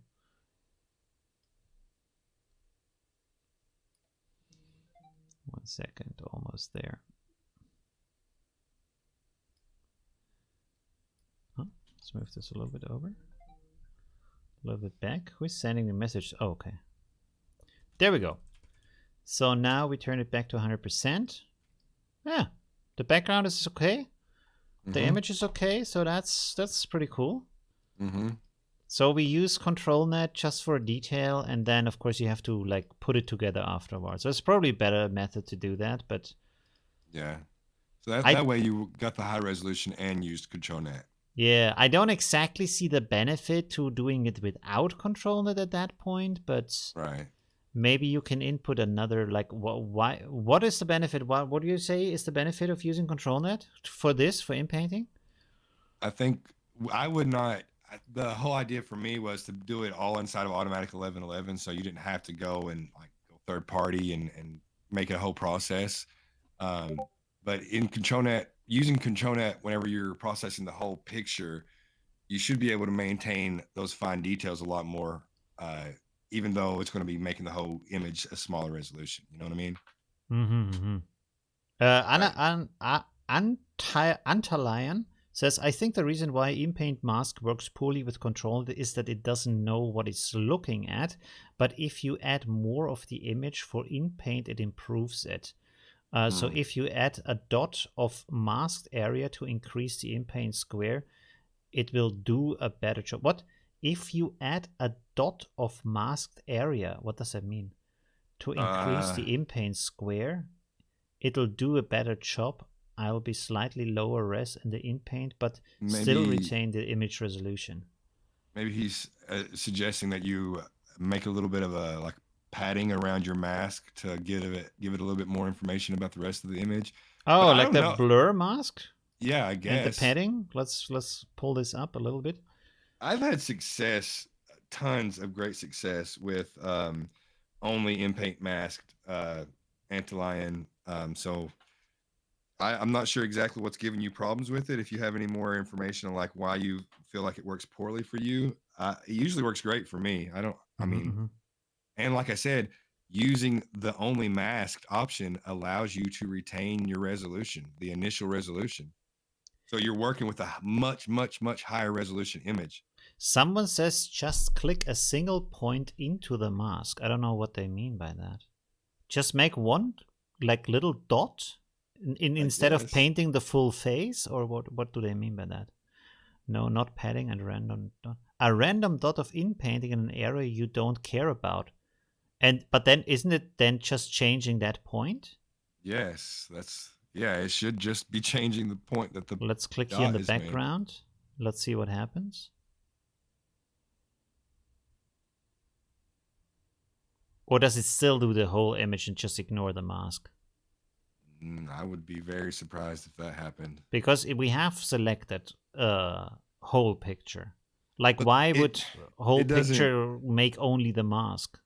The whole picture, what that means, and if you highlight over the whole picture, it'll give you a brief explanation. It doesn't process the whole picture in terms of changing it. It looks at the whole picture.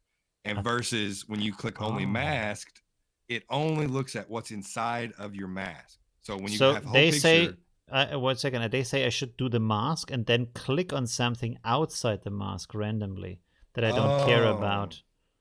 And that, for some reason, improves it. I don't see how, but that's I don't see how either. Let's see.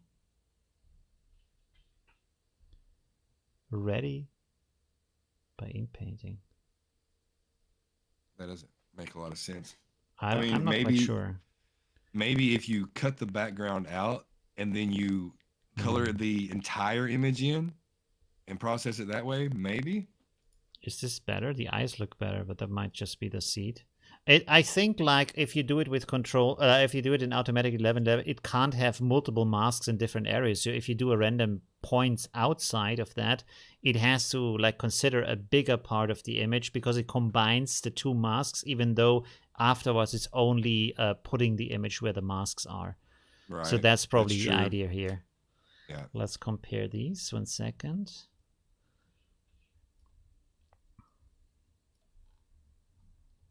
I don't know how this would work, but it's an interesting test. I don't know. I can't see. Well, I have to experiment with that. It's kind of like it's difficult without having a prompt, and to compare different results is kind of difficult to do it right now. Right. So let's maybe just look at some more Reddit stuff, and then it's already like 1 hour, 40 minutes. So we are already over time anyways. Yeah. We're having fun though. It's all good. And but this kind of testing around, I know it from other channels when they do it. It's really annoying in the live stream. Like unless they like get great results at the same time. So let's see. Do we have anything else from Reddit or anything you want to show? I like the ControlNet for ControlNet. There's another one from Days 3D here. I wait until you send me something, but we can look in the meantime at the Days 3D stuff. That's pretty cool. Wow. Okay. Yeah. Another bikini woman and more bikini women here. Wow. I like the Scribble result link that you sent me. I don't know if you showed it to the video to chat yet. What did I send you? ControlNet Scribble results. ControlNet. Oh yes, I showed that. Yeah, like with the little drawings. Yeah. That was interesting, but you can also see in the results, a close-up of all of that, that the results are not so great often because the scribble is not so great. Right. And if you have ControlNet, of course, ControlNet is taking the exact form of the scribble into consideration. Right. So unless you're good at drawing, it's probably better to try to do it somehow with a easy 3D software. Right. Is there some kind of belief from the community that Scribble doesn't automatically generate from image to image? Because it absolutely does. I hope everybody knows that you don't have to create your own scribbles. We can try that here. 1 second. Let's select Scribble and then also Scribble here. And I use an input image then, right? Right. Yeah. You go to image, you enable your ControlNet, you select Scribble as your preprocessor and Scribble as your model. Wait, let's go. And it will generate a scribble. 1 second. Let me put this to 1 step so we don't have to waste the time. Mm-hmm.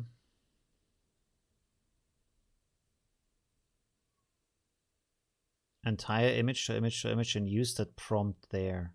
Because the problem is with an entire image is that if I use whole image as an input, what is required for ControlNet, the output is going to be low resolution, but I want to have just the face rendered in 768 or whatever.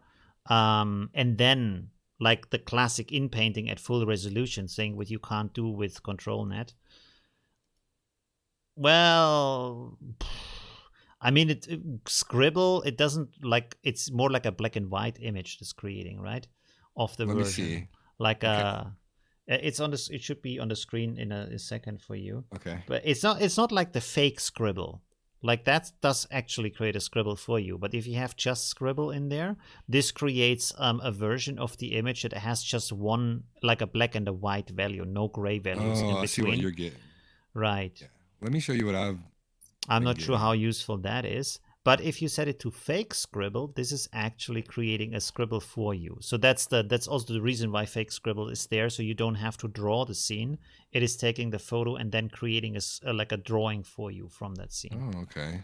That's nice. I haven't used fake Scribble yet. I've been using regular Scribble, and check this out. Which, now that I'm thinking about it, this is the Scribble that it gave me. But now that I'm thinking about it, the input that I gave it was already a sketch, so that's probably why. Of course, yeah. Okay, that makes a lot more sense. I fooled myself. You turned a sketch into a sketch. That's magic. Look at me. Super smart. Yeah. So now you can see the fake Scribble on the screen. So that's kind of like a little bit like the mix between the head map and the Kenny map, but more thick from the line, less details. That's interesting. Yeah. That's cool. Did you want to send me a link from? Did you send me a link for anything we want to show? Or I don't think I see anything else on Stable Diffusion. I sent you the short film City of Mars, but it's not necessarily ControlNet related. But it's just a really awesome AI project. The what? It's about 2 minutes long. It's in the Discord. I sent it to you before I sent those last couple of images. The short film. Yes. Yeah. It's really impressive. I just remembered something else, but I don't know if it's here. 1 second. Isometric. My cat is going wild now. He wants to get in again. 1 second. I will just pick him up. Okay, it didn't find that. But we can look at this in the meantime. It's like photogrammetry with ControlNet. 1 second. I'm back in a minute. All right. Photogrammetry on Stable Diffusion, eh? Let's see.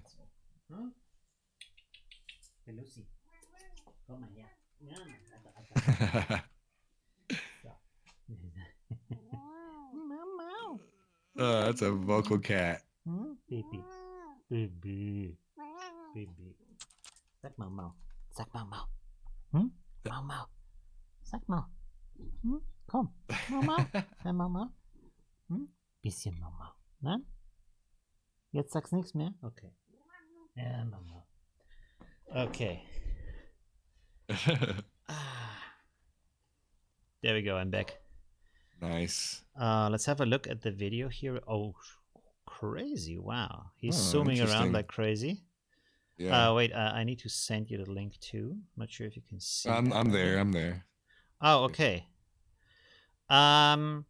So he prepared a photogrammetry, like a 3D scan of a room, and then he's moving around inside of that 3D prepared room. Like you can basically do 360. I should actually try to do that. I have a GoPro 360, and you just what these points are that you see on the image right now is you take the 360 photos from different locations, and then it's basically zooming in between these locations. This is what you often use for if you want to show architecture online, like a flat that you want to sell, stuff like that with 360 photos. And then he's using this video as an input to zoom around to these different locations with ControlNet. Basically like what we did with the video to ControlNet to video thing.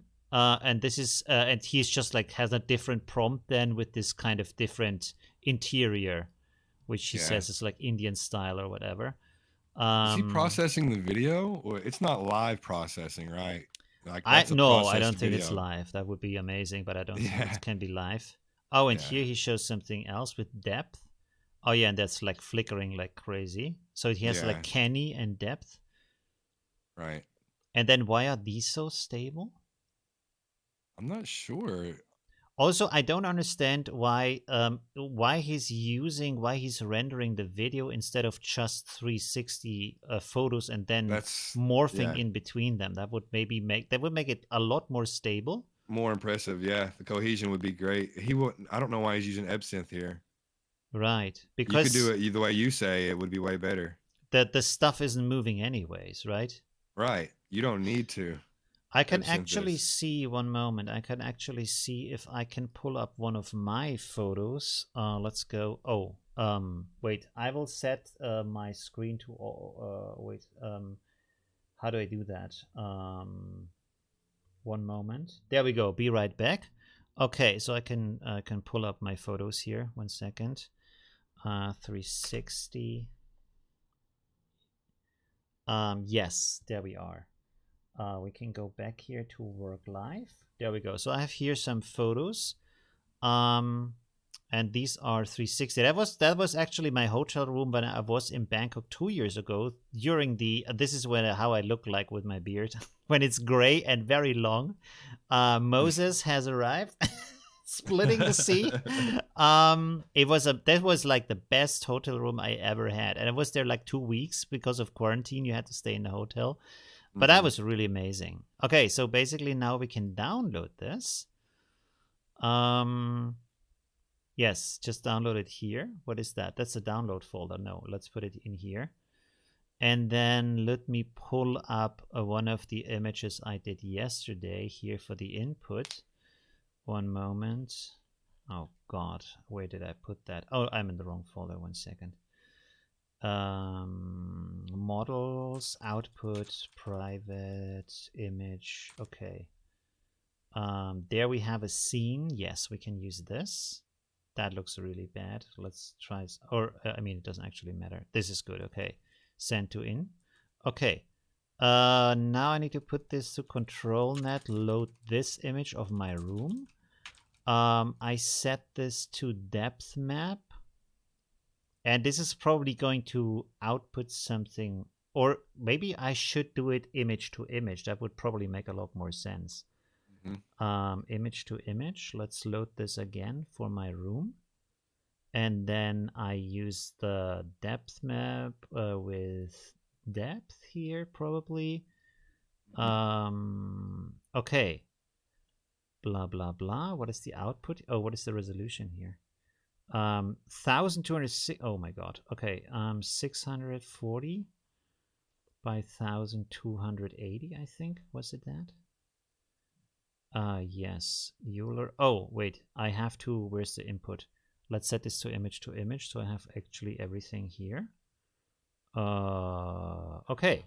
So let's try this real quick. It's probably taking a little bit of time to render. Let's see how my graphics card is doing here. Depth is processed. We have 20 steps. Right now it says a minute. That would be good. And then we have to open up Skybox blockhead.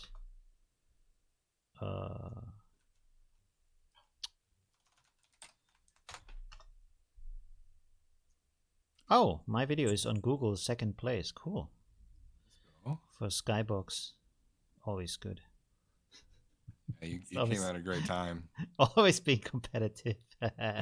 You have to. Yeah, absolutely, yeah. Oh man. It's like I said, did I send you that message or someone else? I said, hey, I'm YouTube bipolar, because it's like you have a video and it doesn't do well, and you want to throw the computer out of the window, and then it does well, and you're like celebrating. It's the happiest moment in your life. Yeah. And also this kind of the moment, like you work, you're super excited, think, wow, this is going to be the best video ever. You upload it, and as soon as you press go like public, you think like, oh my God, this is going to be bad. It's the worst. What was I thinking? This is the worst thing I've ever done in my life. Yeah. It's always like jumping around. Oh, this is actually not too bad. It's not Yeah. exactly my room. I mean, it turned my bed into a sun spot here, but we can actually now download this. And then we can upload it here on Skybox, and you can actually look around in the room. Oh, Yeah, it's that's oh, sick. I forgot to turn on tiling, so this is why it doesn't work. I don't know why it's so foggy though. Should we maybe try oh, because of the input image. Wait, I'm an idiot. I didn't take my room as the input image. I took the other image. So we have to turn on tiling. Yeah, let's leave it at 20 steps. Let's try this again. That tiling trick was big Yeah. brain, super awesome. It took me like an hour to figure that out. I was like, why doesn't it work for me? Everybody has these amazing results on the Civid AI model. Yeah. Have I linked that actually? Or did I forget about that? I don't remember. Anyways. The what AI model? There's a 360 model for LoRa that you can use. Ooh. Latent Labs 360. And when Okay. you look at these images here in the skybox, they are like flawless. And I couldn't figure out why. And it's not, I don't think it's in the description that you have to turn on tiling. Oh, I found it. Yeah, so it took some time to figure that out. Oh, wow. Hey, look at that. That is crazy. Is it already finished? It is. Wow. There we Let's go. see. Let's I can't wait download for it to that. load. Actually, wait a second. Let me open up here Gigapixel so we can upscale that also so it looks a little bit better on the Skybox thing. Maybe, can you already see it on your screen or no? Let me see. Hold on, I was downloading. Oh yeah, I can see. Is Gigapixel not loading? Oh Oh, there wow. it goes. 1 second. Let me upscale that for a second. What's happening right now? New folder. Oh, that's cool. Is this the one? No. Wait, what is what now? That's the one, yes. No, I don't want to renew anything. Let's upscale this real quick. Is that okay from the quality? Let's set it to standard. It's still a little bit like overexposed for some reason. I don't know why. Let's save this. Yes, please. And then we're going to put that into Skybox. Skynet. Oh, it's not here? What? Where did it save it? It should be the same location. It didn't work? Error? Why? 1 second, sorry. Good. No, no. Save image. Source? Yes. Huh? Why doesn't this work? I haven't had a chance to use that yet. Let's take low resolution then.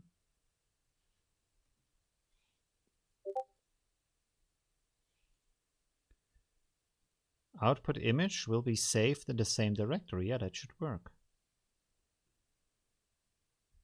Doesn't work. I don't know why.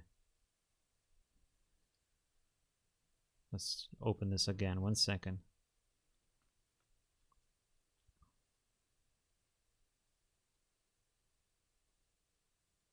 Ah, sorry. Is my live stream not live anymore? No, it is. No, you're good. You're good. Okay. The software doesn't load. I don't know what's going on right now. The extension of the images isn't supported. Maybe it might have to be saved as a PNG or different file type. Is it not PNG? Did it change again? I'm not sure. What is it? Is this? Oh, because maybe the file name is too long. Let's Yeah, make this that could be it too. 01 and then make this 02. Or just 0. Okay, let's go with that. Open that up. You'll need to download an extension called asymmetric tiling. It says on 360 LoRa. Interesting. Now it worked. It was the file name. Okay. Let's upload this now. This is the gigapixel version. Yes. That's my room. Damn it. 1 second. I have to do it again. Wow, it's like failing on all borders today. 1 second. Okay, new folder. Let me check this. Is this the correct image? No. Oh, I had the other one already. 1 second. So can I throw this in here? Oh, it can. No, it can't. Okay, one more. This is the one. Oh. Look at this. Wow. That looks amazing. Okay, so at I the can't wait very to see end, it. I turned into some kind of steampunk monster here, or like code wreck, but the rest is holy crap. That is amazing. I can't wait.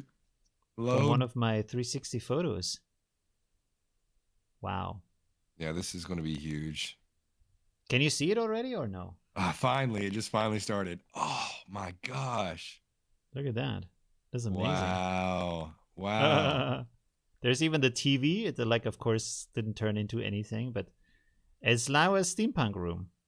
That's crazy. And you just did depth? Yes, this is just with depth. Wow. I'm surprised that you got like retained so much detail. Look at the Which I bed, guess. the pillows, Yeah. everything. Wow, Cool. dude. ControlNet. Let's turn this into a sci-fi room real quick, or something else. What could we do? Art Deco room or something? I don't know. Let's say sci-fi room. That is crazy. Yeah, that's really nice. And depth gave it enough wiggle room to let it kind of do some interesting things. Absolutely, yeah. And like the thing I want to show one thing. Let's go to Amazon here real quick. Smartphone headset. No, not headset. What is it called? 3D headset. Get something like this. You can see it's like 16 bucks. There's other ones. I don't know which one I have. 30 bucks, stuff like that. Just a cheap one, because the only thing, you can also get this one like just made from paper. The way this works is that you put your smartphone in there. Of course, your smartphone has to have a nice screen resolution, so that's kind of an important thing. And you put your smartphone in here, and then you put it on your head, and then you can have this room. You just stand in it, everything as life size. It's just a really crazy, amazing experience, and you can see the like your AI images in full size, like you're actually in the room. So that's already like a VR experience that you can have. Very, very low tech. Just your smartphone and this kind of very cheap headset you can get. So that's, and yeah, it's just mind blowing to do that. Yeah, it There's really brings it this alive. there's a sci-fi room. This is not really so sci-fi, but we can still download that. Let's save this as sci-fi. Oh, maybe we wait a second. We have to maybe make this a little bit higher here from the creative mode. Let's go to 8085, and then here model ship blah blah blah. Yeah, here. Let's say the good old HR Giger room. Oh, Giger like this. Okay, good. Let's see what that creates. And at the same time, we are going to. Oh no, this is probably overloading my GPU. If I upscale and render at the same time, it's not good. All right. So let's see what this does. Yeah. Okay, the stream is getting a little bit late. Yeah, I'm gonna have to go soon too. Right. Got some stuff I need to take care of. But it has been a pleasure coming on with you, Olivio. Hopefully we can do some more in the future. I have some things that I'm working on that I think the community can benefit from learning. So just got to figure out how to Absolutely. get it out there without rambling, as you know I tend to do. So yeah, hopefully Oh, with your help we'll figure it out. that one turned out amazing. One second, I have to show you. I will edit this a little bit before in Affinity Photo, because again it's like very flat from the colors. I wrote Gigi, but never mind about that. Where is my setting here? There. Curves. Let's go to lab.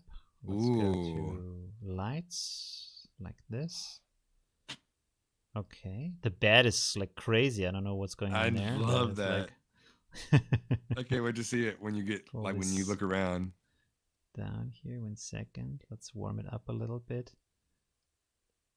No, that's not good. Okay, never mind about that. Okay, let's export this. That's already good enough. Export gig 2. Then we will upscale this. Where is it? There, gig 2. Okay. Upscaling. Let's try standard this time.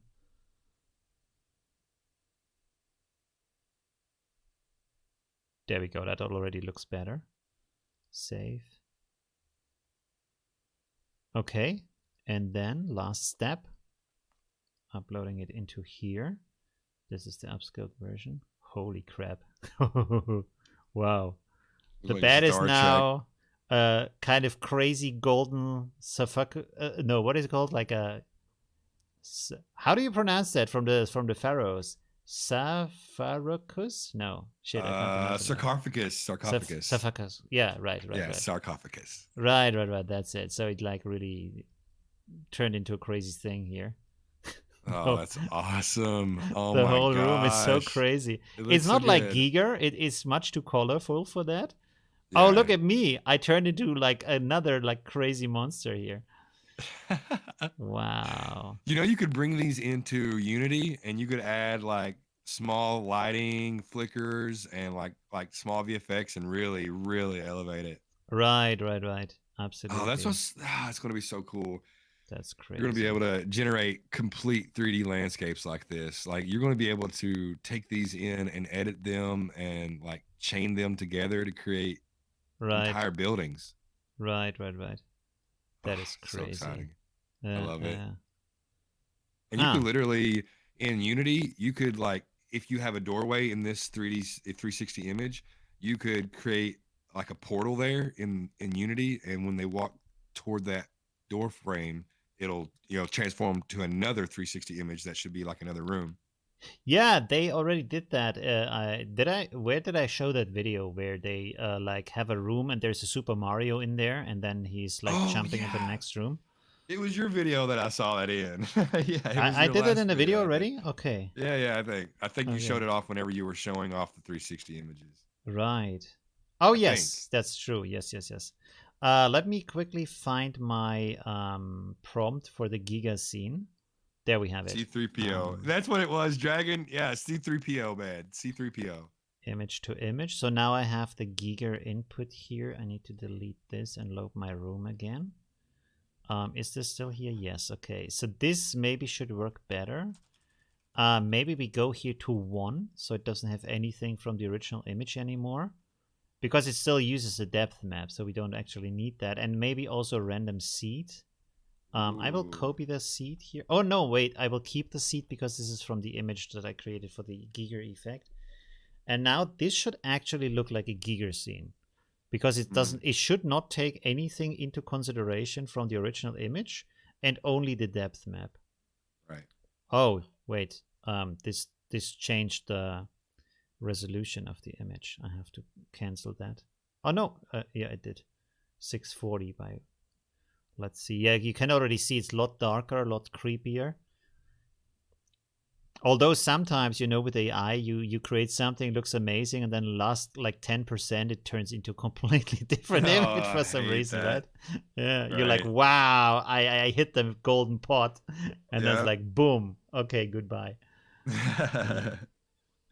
Every time that happens, I lock in the seed and I just start playing with dials, man, until I get to where it needs to be. Right. Yeah. I love the seed thing in Stable Diffusion that you can just like tune the image, which is like not something you can do so well with Midjourney. And I feel like it works better even with Invoke AI. And for some reason, Invoke AI also gives you a better image quality. Like some of the best images. Did I show you the images? I think I showed you in the chat, right? From I can actually show in the live stream. We can do that. The details are not good here. That is disappointing. Maybe the seed. Might have to try a different seed. It's just a dark room. It doesn't look anything like a Giga scene for some reason. What's your denoising strength at? It's at 1, so it shouldn't take anything from the original. But let's change the seed now, because it's probably the seed. Wait, the denoising strength. Are you? 1 second. Let's cancel this again. Denoising is at 1, so it doesn't. It's just a new image, right? Okay. At that point, but I will maybe reduce the guidance scale here a little bit and also the weight a little bit. And it should still like have the 360 effect, but be more giga room. Right. Let's I look at thought that. you meant 0.1 when you said that. I was Oh, like, no, wait a no, second, no. that won't help.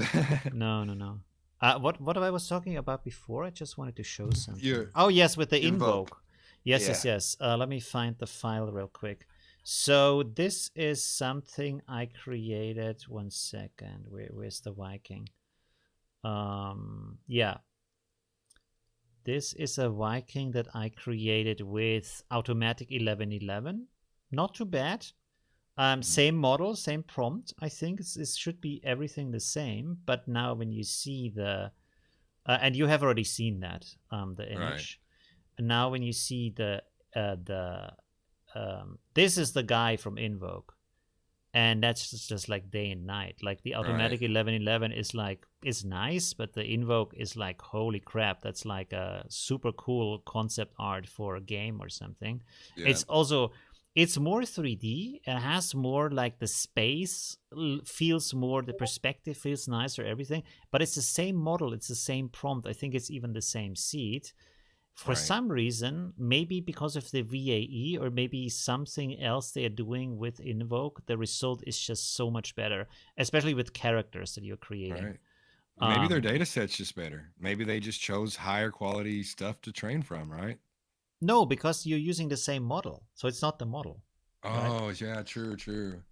They're using diffusers, but the model is not a diffuser. It's just like a normal, either a safe tensor or a CKPT that I downloaded into the automatic 1111 folder. So it's not about the diffuser model. Or do you mean something else? Maybe they have. I'm talking about the chat, by the way, in case you're wondering why I'm saying that. Yeah, I'm reading chat too. I'm there with you. Okay. Yeah, maybe they have some, like, maybe there's hidden negative prompts or something they've got that they tie to every generation that helps. I don't know. It's some kind of proprietary thing they figured out. Right. I'm not sure what it is. I'm really not happy with the results here right now. Sorry. I sent you one of the images that you sent me, and I wanted to know, did this one come from Invoke AI as well? It's in the Discord. Yes, that's also Invoke AI. It reminds me so much of have you watched Love, Death and Robots? Yes. Yeah. Right. There's the most recent season, there's probably the most iconic, the dancer with the yes. the jewelry. Yeah. Yes, that reminds me so much of her. Right. Like and also the hair is crazy good in this one. It looks really creepy, everything about that. Right? The hair is very realistic. Yeah. Oh yeah. It's crazy. Right. And this is deliberate version 1.1. Yeah, I can't wait to try Deliberate. It just came up on my radar. I just realized that it was a thing, and I want to use it a lot. Right. Although a lot of people seem to think it's used for NSFW stuff, which I guess it can be, but I don't think I'll be going down that rabbit hole. For some reason, this is not working right now. I'm getting like really bad results.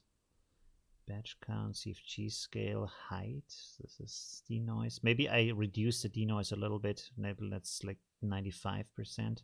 Maybe it's a little bit too much at one. Try typing his name. Why is this not working right now? We can get guess mode? No, that's not good here. Suggests typing HR Geiger in double quotations or double parentheses. I already have that. It's at 1.2 here. Oh, wait a second. Raw, Blade Runner, blah, blah, blah, reimagined. Giger, Alien. I have clothing in here. I know what's going on. This is the reason. Okay, so we have to remove this. So organic, furniture instead. Okay, Giga background, blah, blah, blah. Most beautiful artwork. This is okay. Then we have here frame, cartoon 3D. Okay, we have to remove disfigured, deformed, extra limbs, blah blah blah. Weird colors, we can remove that too. Duplicate, yes, also. Morbid, mutilated, out of frame, no fingers. Drawn face, deformed anatomy, extra limbs. Okay, yeah, we can remove all of that. Oh yeah, okay. Video game. Can leave that in. There we have another thing about feet and hand face. tiling? No, we want tiling. Mutilation, mutated, extra limbs, extra legs, blah blah blah. This figure deformed. This is why I want to have like a way to save, but I have to look into the styles. Maybe that's what I'm looking for. I didn't even know that. Blurry, we can leave that in. Bad art, bad anatomy, we can remove that. 3D render. Okay, actually 3D render is something we want. Okay, let's do it like this, and then this should give me a better result. Now it's Euler A again.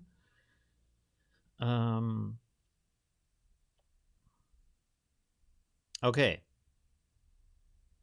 Yeah, Invoke AI is like really nice for playing around and getting really, really nice results. And what they also have, like, I think some of the settings they have, they are a little bit more apparent. Like, actually, I can start it in the background real quick. we have to end the stream. It's already over 2 hours, but let's start this real quick. Okay. I'm reading some stuff on the Reddit right now. There's some really interesting stuff going on. Okay.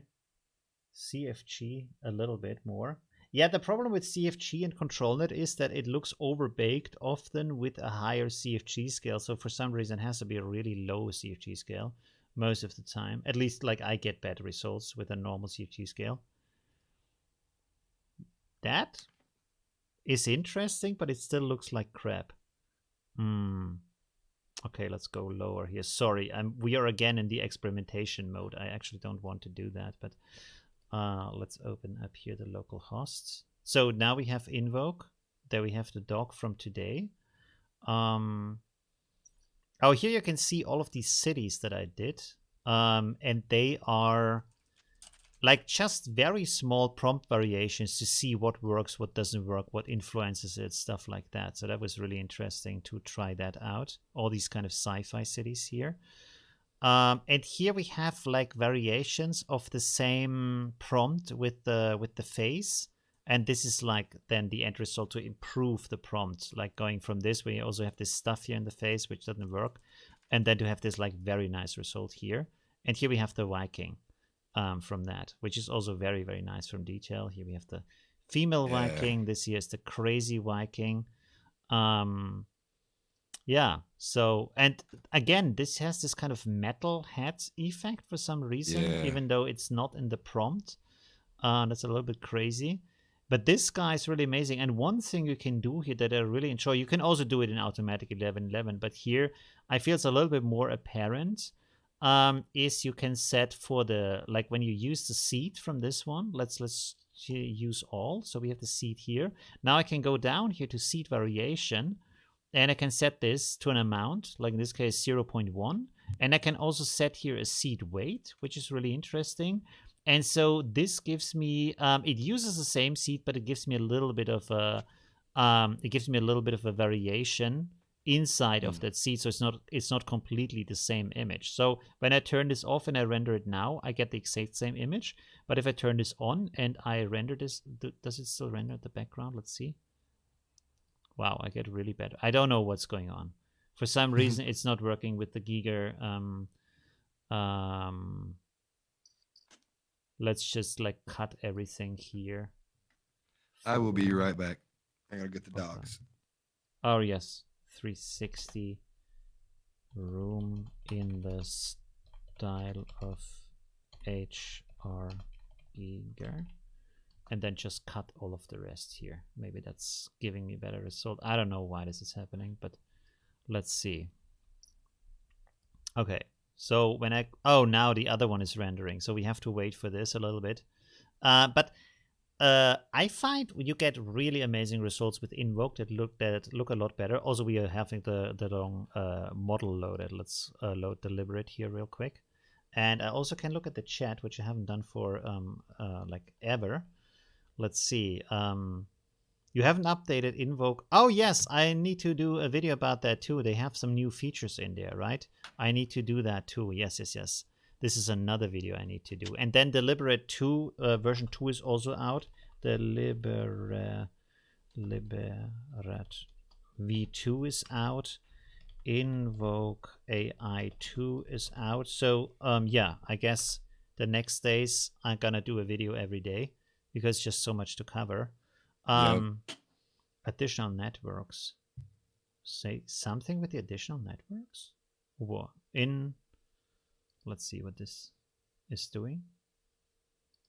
Is there a zoomed out option for Invoke? Because I haven't used Invoke yet. I'm still automatically at 111. So for some reason, the ControlNet thing is not working for me anymore. I have no idea what's going on. Oh, by the way, let's send this to, wait, what are we going to do here? I want to do one last thing here, one moment, which I have said a half an hour ago. Do you, like a question to the audience, do you enjoy this stream when I'm trying out things and it's kind of doesn't work, or is it like not great entertainment and I shouldn't actually do that? 1 second. I want to send this to image input. That makes a lot more sense actually. So let's go here. We have this already loaded. This is turned on, blah, blah, blah. This is all working. Let's take this as a random seed. And now we should get a really much, much better result now. On the nodes mode, I want the nodes mode. Yes, that should come as soon as possible. I'm waiting for that forever to see what nodes are, because I know nodes from DaVinci Resolve and from Blender. Also from Unity 3D, and it's just like so much fun to play with nodes because it's like visual coding. You don't have to, you see what you're doing, you see the connections, how information flows, and that makes a lot more sense to use things. Right. This is already looking a lot better. Yeah. You're getting closer. So actually, I forgot about that. This is what I would actually suggest if you want to play around with your own 360 images. Don't use image to image. Use text to image and then the input from ControlNet, because then you have a lot more independence from the image. And now it crashed. Dude, it's like everything is going wrong today. A runtime error. Okay, cool. Yeah, I don't know what to do now. Oh, we are in high res fix. This is why that happens. Okay, 1 second. We have to do that again. It gives a lot more freedom to the image, and at the same time, because of ControlNet, you get amazing, amazing results. I showed that 1 second with my other video. I don't know if I have it on this drive anymore. Yes, this one. Look at that. This is the input from the scene. You have already seen in one of my videos from the Blade Runner movie scene where she gets her nails done. And then this is my Giga version of that. Whoa, no, sorry, that's the video. I did a render on the face to make it higher resolution, because before the face didn't look so good. But you can see how drastic the changes are between the two images. And how, at the same time, the quality is really good because of ControlNet. So you actually don't need image to image for that. I also really enjoy like how you can see, for example, the clothing, like classic Giga style with all these kind of, how do you say, ripple structure in there, but how the highlight is really bringing that out and picking up the light from the scene. So that's pretty amazing. Okay, let's have a look here in the room. The room's black and white now. I'm getting crazy right now. Okay, that's just not working today. You know how it is. This kind of stuff takes a lot of time. Yeah, it's just gotta get like lucky. The worst case right now. Should we maybe cancel this? Let's cancel this. It's not going to happen. Let's click here on Invoke for this guy, so we can see that he's changing a little bit with this small variation of the seed. There we go. So this is with the variation. Let's do it without the variation. I hope there's a change.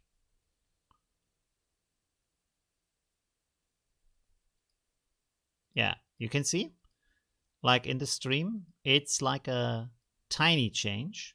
And of course, if you do it more often, the change is also like, I can load this now in as the new thing and stuff like that. So you can get like really small variations. You can also go higher here, of course. Let's set this to 0.25. render this again with the variation turned on. And now you have a higher variation. And see, now he has a horn here on the side and stuff. So also he's turned a little bit different. The smile is bigger, stuff like that. And this can be very helpful too if you found something, but you just want to have some variations, you want to improve it, stuff like that. And I found in Invoke is kind of easier to play with these variations. Yeah, also, by the way, another thing here is because the workflow, everything is integrated in one thing. So I can here, for example, I have my face fixing, I have my upscaling, I can send this right over to image to the unified canvas, stuff like that, if I want to. And of course, I can send it also in Automatic 1111. But here, for example, the upscaling is directly in that area, and then the image is already loaded and I can use that. Or I can say, I want to use just the seed. I want to use all of the information. I want to use just the prompt. And I have a gallery over here, which lets me easily compare different versions. So it has a lot like for easy, fast workflow on doing variations, improving your images. This has a lot of benefit in there. Also, what I can do here now is, for example, let's set this to Unified Canvas, for example. And then I have here this box. I select the box. I move the box over the face like so. And then I just go down here to infill scaling. That's the thing you want to use. You set it to manual. You set the resolution you want to have. In this case, like 768. Yeah. And then, of course, the image strength is important here. What do we have that? Let's set this a little bit lower here. Let's go with 0.2. Invoke. And now this is rendering the face on here. And the good thing is, I can now turn this on and off. I see the before and after. So this also makes the process for me a lot easier and faster. This, again, turned out strange for some reason. And what I can also do is I can render here, let's say, for example, 2 images or whatever, how many you want to have, maybe 4 images. And now I can switch between the versions down here with these arrows to see what I'm getting from that. Actually, they right now look exactly the same, probably because I have the same, yeah. Oh, I have variations on. Let's set the seed to shuffle. Let's create 2 more.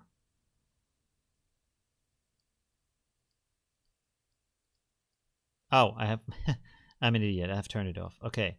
So you can see now they have some slight variations in here. Actually pretty big variations for some reason. Is this the other way around? Oh, no.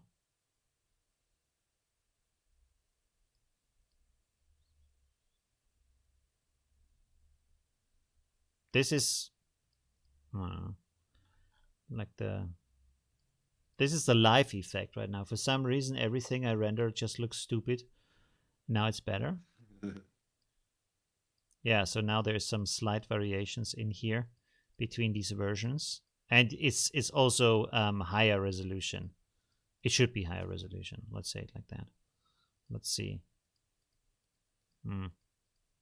Yeah, it is. A little bit. Okay, anyways. All right. Okay. That gets me excited to use the Invoke. I've never used it, and I did not know it was so capable. Yeah, try it out. It's really, really good. Yeah, again, I don't know why the room here is not working. What is going on? Why is this so bad? The depth is on. Maybe should I use another mode or something? Let's use MLSD. That might make more sense for this. But it shouldn't. Oh no, I canceled it before. This is why it looks like crap. Okay. Yeah. So this is a way too long stream, and this also crashed. Okay, never mind. Good. I think that's it for today. Yeah, that's a sign to say goodbye. I think we had some good information in here about the different things we can do with ControlNet. And then I wasted way too much time on trying to get the good result here. But try out this thing with the 360, because that is absolutely fun. And you can use the blockade web page as a viewer. That's amazing. To just see it like full screen on your monitor with the browser. You don't need any kind of extra software. So as just a viewer, this is actually very nice. I hope at some point, or maybe I haven't tried actually if it is image to image also when you upload, but I don't think so. It's just like, I think it's just for viewing. But image to image would be amazing if you can just upload your own 360 stuff. Yeah. And this is just like crazy interesting here. Okay. Thank you very much, Timmy, for joining my live stream. That was really amazing. Having me. Yeah, it was absolutely. A lot of fun. Absolutely. And maybe next time we can get the camera and everything working. Yes, we will try that to get everything working. Do you have a LoRa call-up video? No, not yet. I have to check that out. I haven't used call-up in ages. I need to go back into that. Yes. Okay, cool. So yeah, thank you everybody, and yeah, see you soon. 1 second. There's the end screen. Okay, bye. Bye.